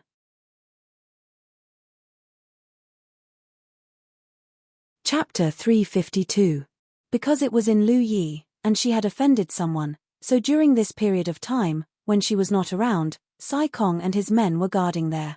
But she was worried that someone was plotting something, and Sai Kong and his men would be at a disadvantage. Anyway, she was very nervous. So she could only guard there herself. And now, the result was finally out. Her heart also lightened, and she no longer felt uneasy. She actually fell asleep in Long Chengwu Ji's arms just a few steps away. He was tall, and in contrast, Gong Yimo was very small. She was nestled in his thick fur coat, like a little kitten. Long Chengwu Ji did not know how to describe his feelings. The only feeling he had was that he hoped that the road back to his residence. The longer the better. As the king of Lu Yi, Long Chengwu Ji rarely felt conflicted about anything. His character had decided that he would do what he thought, but this time, he was a little lost. Before meeting Gong Yimo, he had never thought that any girl would be so special. She had strength and decisiveness that did not lose to a man, and wisdom and talent that did not lose to a man. When she was aggressive, it made people love and hate her. When she was focused, it made people respect and admire her. When she was mischievous, it made people love and pity her. But he already had a fiancée. So he did not say anything. Perhaps this feeling would disappear in the future. As long as she left Lu Yi, it would disappear. The next day, when Gong Yimo woke up, the first thing she did was to go to her vegetable field to get 2 potatoes. She had not tried the taste yet, and did not know if it was good or not. Seeing that Gong Yimo wanted to use it to cook, Long Chengwu Ji did not want to. Long Chengwu Ji refused in his heart. 2 potatoes. After it sprouted, it would become the mother seed. How many fruits would it bear? But if Gong Yimo wanted to eat, he would definitely agree. He wanted to try the taste, and see if it was as good as Gong Yimo said it was. She always had seasonings in her space, so in a short while, she made a plate of fried potato strip. That smell, just by smelling it, was fragrant. After making a few more dishes, the two sat on the steps of the palace to drink. It was already evening, snow was falling, and everything was silent. Long Cheng Wuji was conquered by this taste, but when he looked at her face, he actually forgot to taste this rare delicacy and stared at her in a daze. Gong Yimo, why are you doing this? He asked the question that had been bothering him for a long time. Why did you bring such a magical thing to Lu Yi instead of contributing it to Dai Yu State? Snow fell on Gong Yimo's body. At this moment, she squinted her eyes like a lazy cat, with a trace of carelessness. Because Lu Yi is very poor. She said it as if it was a matter of fact, which almost angered Long Cheng Wuji to death. But he had to admit that what she said was the truth. Lu Yi was very poor, and Lu Yi's people did not like to be restrained. They could ride horses to war, but it would be difficult for them to do business in the fields. However, he should not have said it out loud. Long Cheng Wuji said arrogantly, "That's because my people don't like those twists and turns, and they don't care about doing business." Gong Yimo smiled. "That's because Lu Yi's people are mostly uneducated." When she said that, Long Cheng Wuji almost lost his face. Studying in Lu Yi was a very luxurious thing. When the children grew up, they would not be herding sheep or feeding horses. Why would they study? Moreover, Lu Yi was a nomadic people. They would not stay in a fixed place, so how could they study? Just like him, he only studied the Eagle language and Lu Yi's history. Gong Yimo continued. They don't study because they are poor. People are constantly running around to feed their animals and their families. Who would have the time to care about whether their children study or not? Moreover, from your point of view, Lu Yi lacks everything. They don't have any fruits, vegetables, or staple food. They don't even have salt. Therefore, you all think that in such a bad situation, poverty is inevitable. Many people feel at ease being poor. Gong Yimo. Long Cheng Wuji gritted his teeth. Don't think that I don't dare to hit you. He was Lu Yi's people. They were the most ambitious and the bravest people. They were the children of the eagle. Why did Gong Yimo say that they were a bunch of mediocre people who took things for granted? Isn't that the case? She glanced at him and asked. Long Cheng Wuji could not refute that. He thought about it and finally said angrily, but Lu Yi has no food, no salt, and it's a fact that the environment is bad.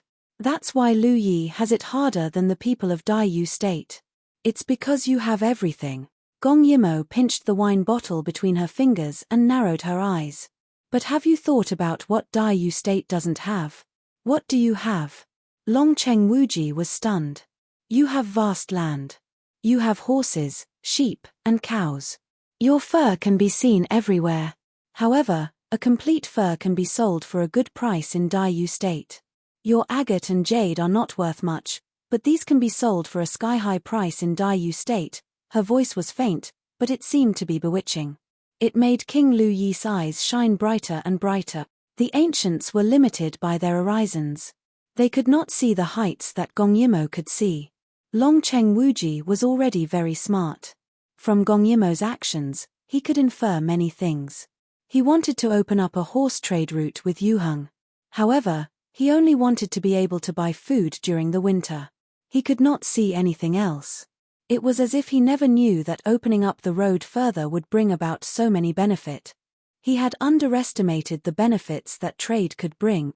I gave this to Lu Yi to plant because it is suitable for farming here. Moreover, it can solve one of Lu Yi's biggest problems.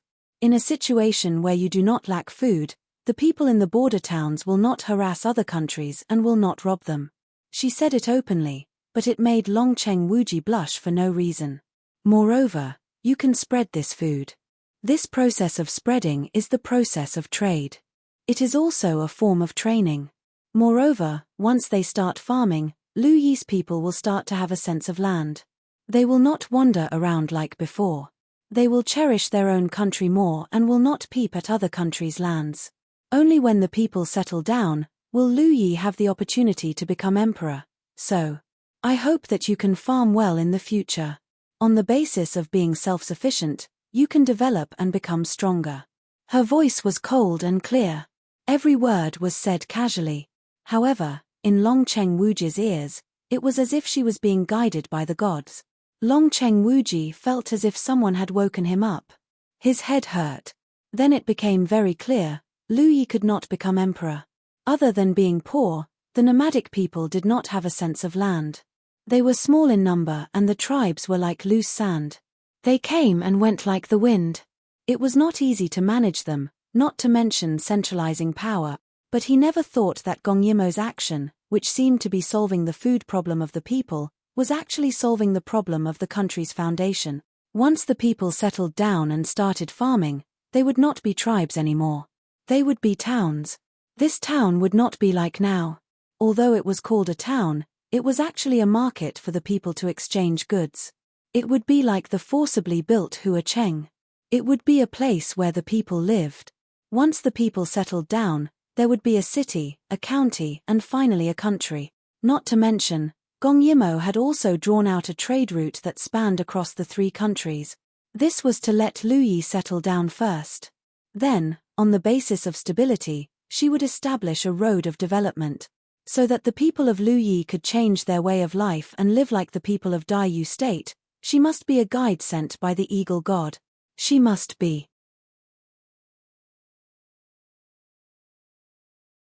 Chapter 353.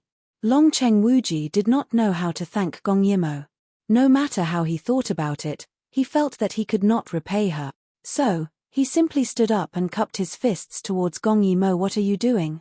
Gong Yimo's tone was still light and slightly surprised, but she accepted Lu Yi's salute. After the salute, Long Cheng Wuji was still a little confused and did not know what to say. Solving the winter food shortage, making Lu Yi the emperor, and then strengthening Lu Yi. These were his life's goals, and now he had a chance to achieve all of them. All of these were thanks to her, but he did not know how to repay her. What should I do? He frowned. I never take things for free. Gong Yimo smiled. Don't worry, I have conditions. But I only provided an opportunity. Whether you can grasp it or not is still up to you. Just like how there are many crops that are suitable for Lu Yi to grow, it's just that the yield is lower. When the people of Lu Yi settle down in the future, they will naturally find them. But this process is very long. It's not something that can be solved by me. Long Cheng Wuji shook his head seriously. It's you who gave them a chance to settle down. Gong Yimo covered her mouth and laughed. I have my own selfish motives too. Long Cheng Wuji could not tell at all what selfish motive she had in this matter. Gong Yimo smiled like a little fox. Other than what we agreed on, I can make a request. Once trade is established, the people of Dai Yu State will be able to spend very little money to buy suitable fur, and the borders will no longer be guarded against people who want to take advantage of them. Her laughter made Long Cheng Wuji flustered. He wished he could give an order to not let anyone disturb the borders of other countries. In the end, Gong Yimo's expression turned serious. Looking at him, he spoke slowly and forcefully, one word at a time. You have to believe that it's not necessarily a good thing for one country to be the strongest. It's not necessarily a bad thing for you if others are doing well. If you care too much about gains and losses, you'll only lose more. A win-win situation is the best outcome. Her words seemed very simple, but they were also very profound. It was like a complicated secret text, one word after another entering his soul, leaving a deep imprint. He never knew that there would be a woman with such a broad mind and vision. Just as she said, if she cared about gains and losses, she could vent her anger on Lu Yi for what Wu You and Ting Shui had done to her and refused to help. It was precisely because she didn't look at the problem within herself, but at the whole world that she selflessly helped Lu Yi solve his problem. Such magnanimity was deeply impressive. Gong Yimo looked at his rare dazed look and smiled gently. Do you remember that you still owe me a favor? Say it. As long as I, Lu Yi, can do it, I'll do it. He said these words resolutely and decisively. Gong Yimo thought for a moment, then looked at the sky and sighed softly. If it's possible, I want you to set an iron law when you become an emperor in the future. The word emperor made Long Cheng Wuji's heart skip a beat. In the past, He felt that it was unattainable, but now it seemed that it was just so. Say it. His voice was so dry and hoarse. Gong Yimo pursed her lips and smiled. Her eyes were clear and bright, as if they could contain all things. Unless there's an enemy, there won't be any war within 100 years. She blinked and looked at Longcheng Wuji. After the country is established, are you willing to set this iron law? Her voice was very soft, but each and every word was as heavy as 1,000 pounds. Longcheng Wuji couldn't help but look at her deeply, as if he wanted to look into the depths of her soul. She seemed to understand Lu Yi's nature better than he did, and also understood people's hearts better. The oath of the founding of the country was an iron law that must be obeyed, unless you don't establish the country. Many countries declared themselves emperors or emperors when they ascended the throne would leave behind a promise to lead their people to prosperity. Gong Yimo, on the other hand, had asked him to establish such an iron law. It wasn't even because of fear. It was because she had a weapon that everyone yearned for, so she wasn't afraid of Lu Yi's army. But she wanted Lu Yi to make this oath because she wanted peace in the world, at least for 100 years. As if she was afraid that he wouldn't agree, Gong Yimo continued. After Dai Yu State's crown prince inherits the throne, I will also ask him to make 100 years agreement. When brother Kim Yoon inherits the throne, I will also ask him to make 100 years agreement in exchange for the rights and interests of Golden Jade Bank. As for Yu Qi, I will also ask them to agree to this request. This is an agreement between the 4 countries, and it's a flourishing agreement. Do you agree? What a good agreement between the 4 countries, what a flourishing agreement. Longcheng Wuji suddenly smiled. His teeth were very white, and when he smiled, his beautiful blue eyes narrowed. It was especially dazzling, like the sun. I agree. Gong Yimo's eyes lit up when she heard this. She reached out her small hand and clapped it to make an oath. Longcheng Wuji understood immediately. He reached out his large hand and clapped it lightly with her small hand. This evening, this simple, yet new history was established. It was also the most dazzling stroke in the history of Lu Yi's country. Time passed quickly. Lu Yi's summer seemed to come especially late.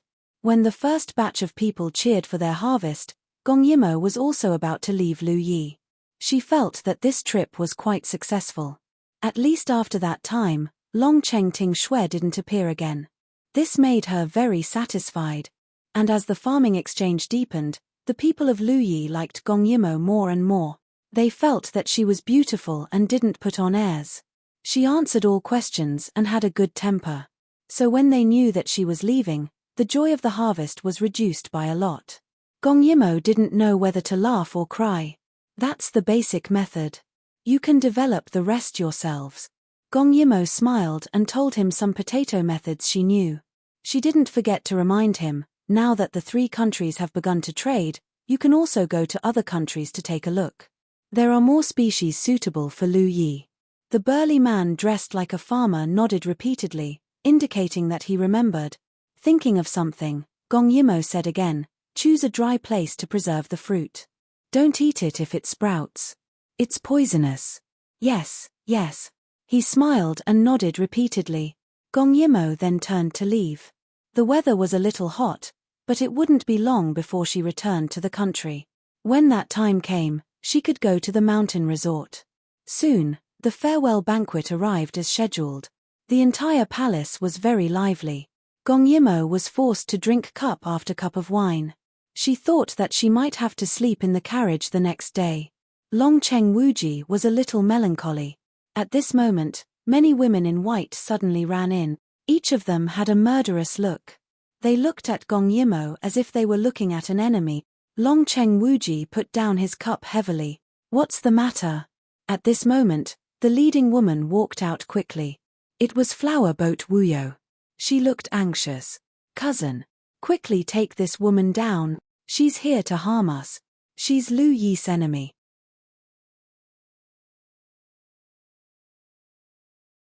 Chapter 354. Preposterous. Dragon Cheng Wuji said, Wuyo, put down your weapon. In Lu Yi, there was a power that did not belong to the emperor. That was the sacred lake. As a goddess, Hua Ju Wuyo had many followers of the sacred lake. These people were not restricted by Dragon Cheng Wuji. Hence, when Dragon Cheng Wuji gave the order, the women did not move. Instead, they looked at Hua Ju Wuyo. At this moment, Hua Ju Wuyo was dressed in a white robe. She looked coldly at Gong Yimo. King, the Cha family has been exterminated. What? Dragon Cheng Wuji was stunned. Then, he rushed down from the golden stage. He grabbed Hua Ju Wuyo's shoulders and asked again in disbelief. What did you say? Old Cha, he's dead. Hua Ju Wuyo said coldly. How? That's impossible. Half a month ago, old Cha came to thank him. He said that his people would not have to worry about winter. It was all thanks to him and Dai Yu State's princess. Why would Hua Ju Wuyo suddenly say something like that? It's all because of her. Hua Ju Wuyo pointed at Gong Yimo. The things she taught us to plant are poisonous. That's why the Cha family was exterminated. Not only that, the other tribes are also showing signs of being poisoned. King, she's here to harm us. Dragon Cheng Wuji was confused by old Cha's death. However, he still shook his head. That's impossible. There's no poison. I've tried it myself. King, why don't you come with me to take a look? Hua Ju Wuyo saw that Dragon Cheng Wuji trusted Gong Yimo. She couldn't help but mock him. Gong Yimo, who had just watched a good show, slowly walked down the stage. The other party had come prepared. She had no choice but to take the bait. Dragon Cheng Wuji, let's go take a look. She sighed. She didn't understand why these people kept making things difficult for her.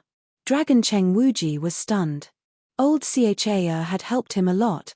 How he wished that this was fake news, so after hearing Gong Yimo's words, he hurriedly led everyone at the banquet out of the city. However, reality slapped him hard in the face. Dead. Really? All dead. Dragon City Limitless walked in. The once bustling tribe was now dead silent. The ground was littered with corpses, all of them had died horribly. He hurriedly rushed into the main tent and saw old Cha lying on the ground. The entire tent was in a mess. There was a large silver pot on the ground and broken tea bowls all over the floor. From this, one could see how much he had struggled before he died and how much pain he had suffered. Long Cheng Wuji's eyes were bloodshot, the veins on his forehead popping out. He clenched his fists so hard that his knuckles cracked. Who was it? Who did all of this? He wanted to help Cha up, but it was useless. The Cha who had told him stories about eagles and encouraged him to grow up was already dead. What he did not tell Gong Yimo was that Cha's youngest son had died because Cha had given him all the food that was meant for his youngest son when there was a food shortage. When he asked Cha why he did that, he said that rather than both of them starving to death, it was better to save one. Wuji, you are the hope of the entire Lu Yi. He still remembered how sincere Cha was when he said that, and how decisively he had given up on his son. However, he was already dead. At this moment, a child's cry woke him up. No one dared to speak as they watched him rush into the neighboring tent like a madman. Then he carried out a child. This child was sleeping just now and had just woken up. After crying twice, Long Cheng Wuji held him in his arms and he stopped crying. He looked at Long Cheng Wuji with a pair of watery eyes and a finger in his mouth. He was cute and didn't know anything about the world. He didn't know that his people were all dead. What happened? His voice was very soft, as if he was afraid of scaring the child in his arms. However, the anger in his voice was tangible, as if it could burn everything. It was like a mountain, pressing down on everyone in front of him. Hua Ju Wuyo suddenly laughed coldly. It's all because of her. She pointed at Gong Yimo, who was also shocked by Cha's death, and said loudly, "The thing she brought is poisonous. They all died because they ate the poisonous fruit." Nonsense. Some of the officials who came along said. They had all eaten the potatoes and none of them had died from the poison. Where's the evidence? Long Cheng Wuji looked at Hua Ju Wuyo. He only wanted evidence. At this moment, Flower Boat Wuyo clapped her hands and two people walked out from behind her. They were carrying baskets of potatoes, which were obviously stored in the Cha tribe. However, most of them had spoiled, and some had sprouted and could no longer be eaten. This is only a part of it. Hua Ju Wuyo scoffed. Bring him up. Once she finished speaking, someone dragged a burly man who was dressed like a farmer. When he saw so many important people present, he quickly lowered his head. Hua Ju Wuyo asked, "Tell me, did Gong Yimo say that these fruits are poisonous?" That person looked at Hua Ju Wuyo in surprise but was quickly frightened by her gaze. He trembled and said, "Yes, the Princess of Dai Yu State said it herself that the sprouted potatoes can't be eaten because they're poisonous." Gong Yimo had told many people about this before. It was common knowledge. Hua Ju Wuyo laughed coldly. "But she didn't tell you how poisonous they are, right?" The burly man didn't dare to speak. He looked at the corpses on the ground and was shocked. Could it be that these people had all died from eating the sprouted fruits? That was too scary. Seeing that Longcheng Wuji still didn't believe her, Hua Ju Wuyo ordered someone to bring a sheep over and forced it to eat the spoiled potatoes in the basket. The sheep was unwilling and in the end, it only ate a few mouthfuls before it foamed at the mouth and died. It scared everyone present. They wouldn't eat the sprouted potatoes. After all, they could be used to make seeds. This was because they were now using all kinds of things to make greenhouses. They weren't limited to planting 2 seasons a year. Therefore, they didn't know that sprouted potatoes could poison people to death. That was too scary. Fortunately, they found out about it now. Otherwise, when it was popularized throughout the country and they had no food to eat, they would definitely eat it regardless of whether it was spoiled or sprouted. When that time came, wouldn't the country be destroyed? At this moment, the way they looked at Gong Yimo was very scary. She had only casually said that there was poison, but she didn't say how strong the poison was. Wasn't she deliberately harming people? From this, one could see how ambitious he was. With this thought, many people stood further away from Gong Yimo. This woman had a vicious heart. They didn't expect her to do such a thing. To think that they were so grateful to her. She killed people without shedding a drop of blood. Didn't they see that she had wiped out an entire tribe in an instant?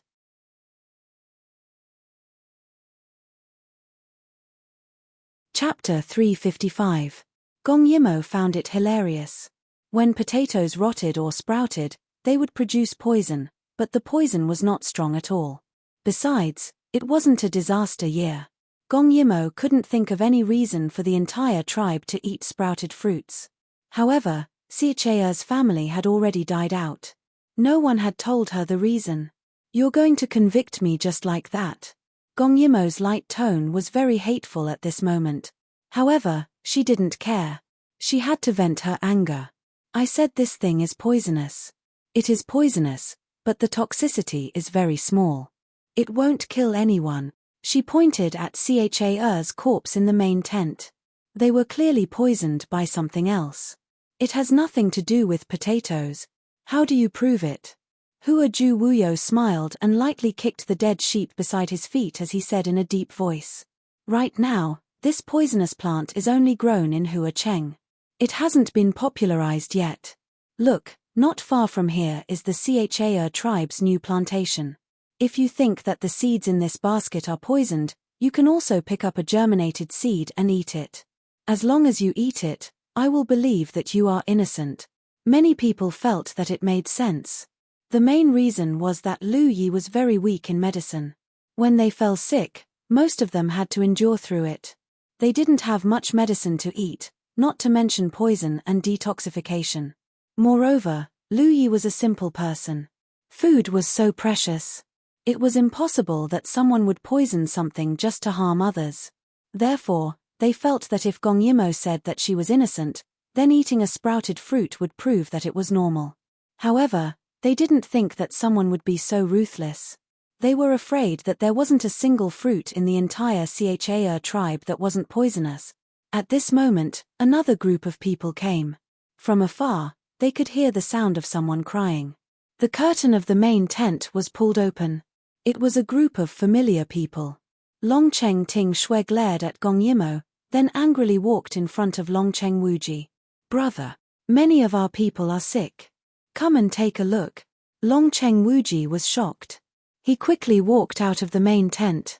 Everyone followed him out. However, They all subconsciously kept a distance from Gong Yimo. It was as if she was some kind of plague. Sure enough, a lot of people were sick. Long Cheng Wuji looked around and saw that there were over 1,000 people who were sick. Everyone's face was pale and looked very scary. They looked at Gong Yimo with complicated expressions. Some of them even had resentment. What's going on? With so many Lu Yi's people in trouble, Long Cheng Wuji's pain could be imagined. He could only feel his entire heart trembling. He could not believe that all of this was real. Long Cheng's Ting Shui smiled proudly and pulled a random person forward. You say it. Why are you in pain? The woman looked at Long Cheng Wuji timidly. She had no choice. His face was so dark that it was scary. The baby had already been handed over to someone else, so he did not suppress his anger at all and let it all out. I don't know, she said weakly. I didn't eat much. I just ate the fruit of the earth every day. Many Lu Yi people called potatoes the fruit of the earth. Long Cheng Wuji did not believe her and quickly walked over to the others. These people were being supported by the guards, and their faces were all pale. Tell me, what's wrong with you? Long Cheng Wuji's hand grabbed a sick man's collar. His voice was suppressed, making the man's hair stand up. He said with a sobbing tone, I just ate a lot of the fruit of the earth. Today I suddenly had diarrhea. Long Cheng Wuji angrily let go of him and did not care that he fell to the ground and asked the others. But the answer he got was the same, that they did not eat anything. They only ate potatoes, and they ate a lot of them. After all, they still felt that it was fresh, but they did not expect that they would suddenly vomit, diarrhea, and stomach pain.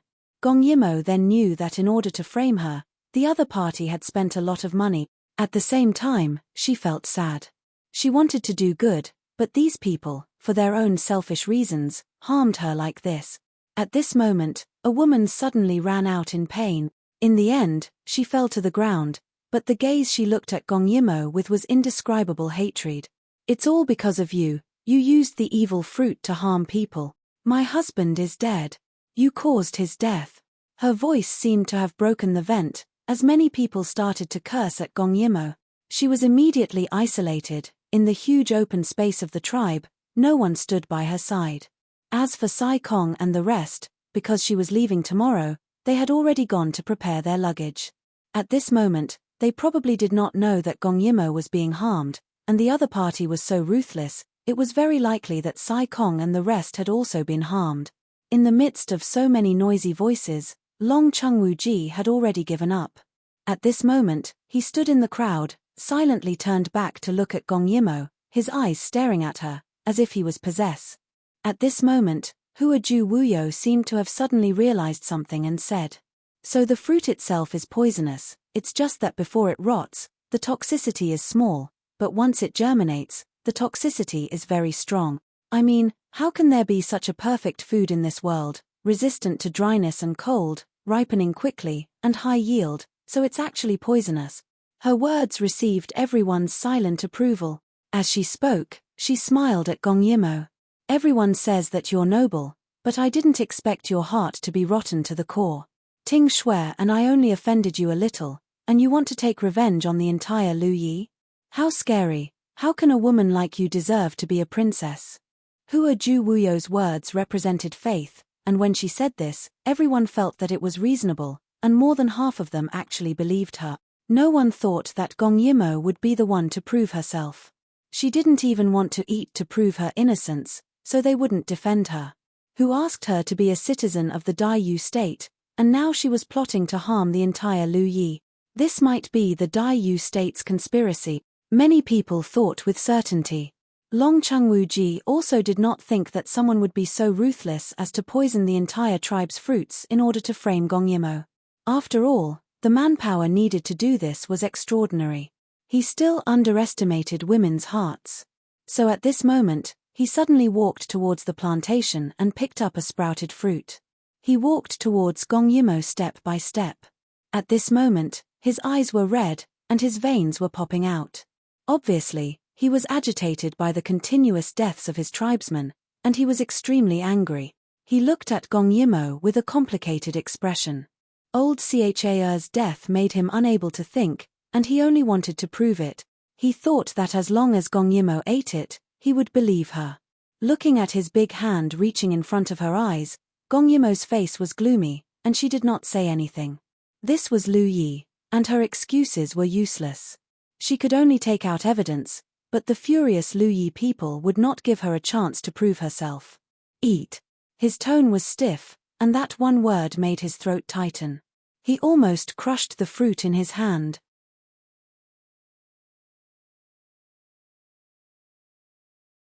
Chapter 356. Gong Yimo looked down at his hand. At this time, his hand was still stained with dirt, and a small sprouted potato was in his hand. She sneered. Even if it wasn't poisoned, she wouldn't eat it. Seeing her smile, Long Chengwuji only felt pain in his heart. Cha's family was wiped out, and more than 1,000 people were sick. It probably accounted for half of the people who promoted the tribe. So many people had problems after eating it. Even if he did not believe that it was Gong Yimo's doing, other than that, what other explanation could there be? These were all people who gave up nomadism, gave up freedom, and submitted to Hua Cheng, submitted to him. He really could not understand who would hate them so much. Their deaths and injuries were as painful as cutting off Long Chengwuji's flesh. If this was really done by Gong Yimo, then he who trusted Gong Yimo was the real sinner. So he must let Gong Yimo eat it. He must let her prove herself in front of everyone. Eat it, he said again. Gong Yimo looked up at him. I won't eat it. This thing is obviously poisoned. She snorted. It turned out that the angry Long Chengwuji pushed Gong Yimo. He was very strong, and Gong Yimo was not prepared. She was pushed to the ground by Long Chengwuji. His ears were filled with the sound of his clansmen cursing Gong Yimo, and there were also the sad and disappointed cries. Every sound was like a catalyst, provoking Long Chengwuji's nerves. Why was he disappointed? It was supposed to be a joyous harvest, and after this harvest, it would be promoted to the whole country. Lu Yi would not have to endure the cold winter and hunger anymore. But he did not expect that after spending half a year of manpower and resources, it was all a conspiracy in the end. It was all fake. Long Chengwuji was so angry that he could not think. He squatted down and lifted Gong Yimo's chin. His face was tense. In addition to the pressure in his tone, there was also a trace of grief and pleading. Eat it, and I will believe you. Gong Yimo slapped away the thing in his hand and looked at him stubbornly. I won't eat it, I'm not wrong. Give me a chance, I can prove myself. Zhang. The treasured saber was suddenly unsheathed. In the next moment, the cold blade was pointed at the tip of Gong Yimo's nose. Layers of murderous intent. Gong Yimo could not help but raise her head. The moment she raised her head, she saw the coldness, pain, and murderous intent in his eyes. All of this is really because of you. His voice suddenly became very calm, but the things that were suppressed behind his back were too heavy, causing everyone around him to quiet down. However, their eyes, whether filled with hatred or grief, fell on Gong Yimo. At this moment, everyone was standing opposite of Gong Yimo. People from Lu Yi and people from Daiyu State. Gong Yimo suppressed her anger and did not make a move. She hoped that Long Chengwuji could still retain a trace of rationality and not sentence her to death in his rage. Limitless Dragon City, please calm down. Could it be that you won't even give me a chance to prove myself? I have given you too many chances. He suddenly interrupted Gong Yimo's words with a sorrowful expression. If I had seen through you earlier, Cha family would not have been exterminated. This is all my fault. And now I want to correct this mistake. As he spoke, his eyes widened and the saber in his hand actually chopped down towards Gong Yimo. At that moment, Gong Yimo's heart ached. He still did not believe her. At the same time, her eyes flashed with a trace of anger and she reached out her hand to counterattack. But at this moment of imminent peril, Long Chengwuji's broad blade was actually blocked by a narrow sword that was suffused with a bright light. Gong Yimo looked up in surprise. She did not expect it to be Gong Dai. She had never seen Gong Dai so angry before. His eyes seemed to contain the fire of hell. His gaze seemed to be able to burn anyone's soul. With a forceful flick, he pushed Long Chengwuji a few steps away. Royal sister. He pulled Gong Yimo up and hugged her tightly in his arms. God knows that when he arrived in Huacheng, he felt that something was wrong when he saw the chaos and quickly rushed over with the others. Just now, when he saw someone trying to stab Gong Yimo with a saber, his heart almost stopped. At that moment, heaven and earth were silent. He definitely could not bear the consequences of being stabbed by that saber. Gong Yimo was hugged tightly in Gong Dai's arms and was still in a daze. She knew that the matter of the three countries' horse ranch had basically been settled and they were just waiting to sit down and discuss further. She thought that Dai Yu State would at most send a minister to discuss this matter. She was preparing to return to her country and did not expect Gong Dai to bring a team over. He had so many things to do in the country, how could he leave? Long Cheng Wuji was shocked as well. He did not expect that Dai Yu State would send Gong Dai over just to discuss the matter of the three countries' horse ranch. But at this moment, seeing Gong Dai hugging Gong Yimo so tightly, he understood that they did not send Gong Dai over, but Gong Dai himself. Seeing the two of them hugging each other tightly, Long Cheng Wuji felt that his originally burning anger had been stoked even more. But soon, a series of orderly footsteps were heard. It turned out that Gong Dai's men had arrived. A total of 2,000 people were facing off against Lu Yi's men. Among them were many innocent citizens of Lu Yi who were panicking. Gong Dai, don't forget. This is Lu Yi. Long Cheng Wuji was angry and shouted loudly. Gong Dai hugged Gong Yimo tightly with one hand and pointed his narrow sword at Long Cheng Wuji. His pair of cold eyes were filled with murderous intent. Although they were in another territory, his aura did not back down at all. Anyone who harms royal sister is my enemy. The two of them faced off. Many people were panicking, such as Hua Ju Wuyo. She had been captured by Gong Dai once and knew how powerful Gong Dai was. If today's matter was exposed, then, she did not dare to imagine what would happen to her if she did not successfully kill Gong Yimo. So in order to break the stalemate, she waved her hand and ordered her men to move. Nearly 100 women in white charged towards the imperial guards brought by Gong Dai. Their swords were swinging without mercy. Her original intention was that if Gong Dai's men killed someone, she would take the opportunity to provoke a fight between the two sides. In the end, who would want to look into her problems when they were blinded by killing? At that time, it would not be a family fight, but a national fight. However, she had underestimated Gong Ju. Because Gong Ju didn't issue any orders, his men were able to effortlessly capture more than 100 women alive. The weapon in the woman's hand fell to the ground with clanking sounds. The martial arts of the two sides were clearly not on the same level, so the people of Dragon City Wuji didn't even have time to kill until their eyes turned red. They were intimidated by the other side's martial arts, and became serious and cautious. At this time, Long Cheng Wuji finally sobered up. He knew why Gong Dai was here. He could not help but think deeply. Even if the new species was a conspiracy, could it be that the horse ranch of the Three Kingdoms was also a conspiracy? But the benefits of this made him unable to think of any conspiracy. So after he calmed down, he suddenly thought, could it be that he had wronged Gong Yimo?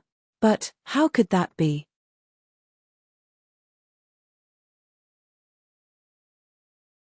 Chapter 357. In the stalemate, Gong Yimo glanced at Gong Dai, then harumphed coldly, "Can I defend myself now?" Her tone was light, but the anger in it was no less than Long Cheng Wuji's. If Gong Dai did not come, she would have held Long Cheng Wuji hostage and forcefully proved herself. But Gong Dai was here, which saved her a lot of effort. Gong Yimo's somewhat hoarse voice inexplicably made Long Cheng Wuji feel guilty. He was a little scared. If Gong Yimo really proved herself, then how was he going to face her? So he remained silent and did not speak. But his silence did not mean that the others were silent. Long Cheng Ting Shui angrily said, "What else is there to say? We have evidence and witnesses. So what if you're from Dai Yu State? You've harmed so many of my people, Lu Yi, and you still want to escape unscathed? Ha! Evidence and witnesses?" Gong Yimo smiled and patted Gong Dai's hand comfortingly. Then she left Gong Dai's embrace and walked in front of the others. She coldly said to Long Cheng Wuji, "I'm going to prove myself now. Follow me." As she spoke, she walked towards the tent next to the main tent. Long Cheng Wuji hurriedly followed. Hua Ju Wuyo and the others also followed because of their guilty conscience. At this moment, Gong Dai was outside. Sikong had already run in and knelt in front of him. "Your Highness, this subordinate is incompetent. I was entangled by someone just now. Your Highness, please punish me." Gong Dai really wanted to kill him, but he would be worried if the royal sister could not see him. So even if he was unwilling, he still coldly said, "Go and receive 50 strikes of the rod." Sikong was delighted. "Thank you, Your Highness." After he left, Gong Dai called Lo Chi and coldly ordered, "Seal off all directions. No one is allowed to leave." "Yes." Lo Chi obeyed. He thought that touching the princess was the same as touching the prince's reverse scale. He even felt that if something really happened to Lu Yi, the Daiyu state would definitely go to war with Lu Yi. Gong Dai said a few more words and then walked into the tent. He wanted to protect the royal sister. These people couldn't tell right from wrong. They were too annoying. A large group of people surrounded the tent, but when Gong Dai came in, even though he came in alone, everyone unconsciously made way for him, allowing him to effortlessly walk to Gong Yimo's side. "What do you want this prince to see?" Long Cheng Wuji coldly asked. Just a moment ago, he had found the baby here. He wanted to see what Gong Yimo was going to do. Gong Yimo scanned the room and her eyes lit up when she saw something. She walked over and picked up a porcelain bowl. Sure enough, there was still a small bowl of something mushy inside, but she didn't know what it was. "Take a look." "What is this?" Long Cheng Wuji looked and even dipped a little into his mouth to taste it. Although it was bland and tasteless, he quickly knew that it was the taste of potatoes. It was just that someone had made it into a mushy state. In other words, this baby was also feeding on this poisonous fruit. Gong Yimo promptly said, "If it's as a certain someone said, potatoes are poisonous, then why isn't this child poisoned?" Hua Ju Wuyo's back was covered in cold sweat. "Perhaps, it's because he didn't eat much, so the poison is shallow." "Is that so?" Gong Yimo looked at her and smiled meaningfully. "If a baby can resist the poison, then it's really strange that an adult can't. Since that's the case, follow me." They entered the main tent again. In the main tent, old Cha's corpse was still there. No one had touched it, and no one had cleaned up the broken pieces on the ground. Gong Yimo said, "Don't you find it strange? Why are there so many broken bowls on the ground? It's as if they all drank something together when they were alive." Also, old Cha's tribe mostly used coarse sandstone bowls. "I really want to know, where did this silver pot come from?" As she spoke, she picked up an empty silver pot on the ground. This was something that Hua Ju Wuyo had never expected. She was born in the wealthy Hua Ju family and had lived a life of luxury since young. How could she know what ordinary people lived like? How could she know that the leader of a tribe was so poor that even a silver pot was so conspicuous? Moreover, she was very nervous at that time. She saw that everyone was dead and in a rush for time. She didn't even notice that there was something wrong with a silver pot on the ground. But now that it was picked up by someone, she realized how strange it was. Just as she was racking her brains to find an explanation for this silver pot, everyone suddenly exclaimed. It was Gong Yimo. She actually tore the small pot open with her bare hands. Then with her hands, she flipped the inside of the pot. The silver pot made a cracking sound. How much strength did she have? There was definitely nothing in the pot. But when she flipped it open, everyone saw a shocking scene. That was the inside of the silver pot was black. This kind of black made people think that it was a silver needle testing for poison. It was the same logic. Hua Ju Wuyo's entire body was trembling slightly. Even if someone found this pot, they would only look to see if there was any liquid in the pot. Who would directly open the pot to look inside? This was simply too shocking. She had to think of a countermeasure. A countermeasure. Long Cheng Wuji stared blankly at the silver pot. Finally, his gaze fell on Hua Ju Wuyo's forced calm face. At this time, Gong Yimo faintly said, "Let's make a hypothesis. Okay, there's a very sacred thing in this silver pot. Everyone wants it. No, everyone wants to drink it. That's why there are so many coarse tea bowls. Everyone is rewarded with a bowl, and everyone drinks it gratefully. And that baby fell asleep. The person who brought this thing here felt that a baby would not know anything. So he let him go. Hence, everyone who drank it died. But the baby who ate the mashed potatoes was fine. At this time, Gong Yimo suddenly looked at Hua Ju Wuyo with lightning-like eyes. I wonder what kind of water is so sacred in Lu Yi. Obtaining it is a gift. Only sacred water. Seeing Hua Ju Wuyo was so frightened that she did not know what to do, Long Cheng Ting Shui hurriedly sneered, "Stop quibbling. Don't tell me you still want to push the blame to Sister Wuyo. She is Lu Yi's goddess. She is Lu Yi's faith. You think you can defame her with just a few words? Even if you are right. Then what about those people outside? There are more than 1,000 people outside. Don't tell me they all drank the sacred water. Stop joking." Gong Yimo twirled a strand of her hair. "I don't need to know the process of them being poisoned, right?" She looked at Long Cheng Wuji and sneered, "I only need to prove that the mashed potatoes are not poisonous. But if my methods are too extreme, I hope that King Lu Yi will forgive me." You're tuning in to the Dreamy Chapters YouTube channel. We're so grateful for your support, and don't forget to subscribe to join us on this incredible journey through captivating stories.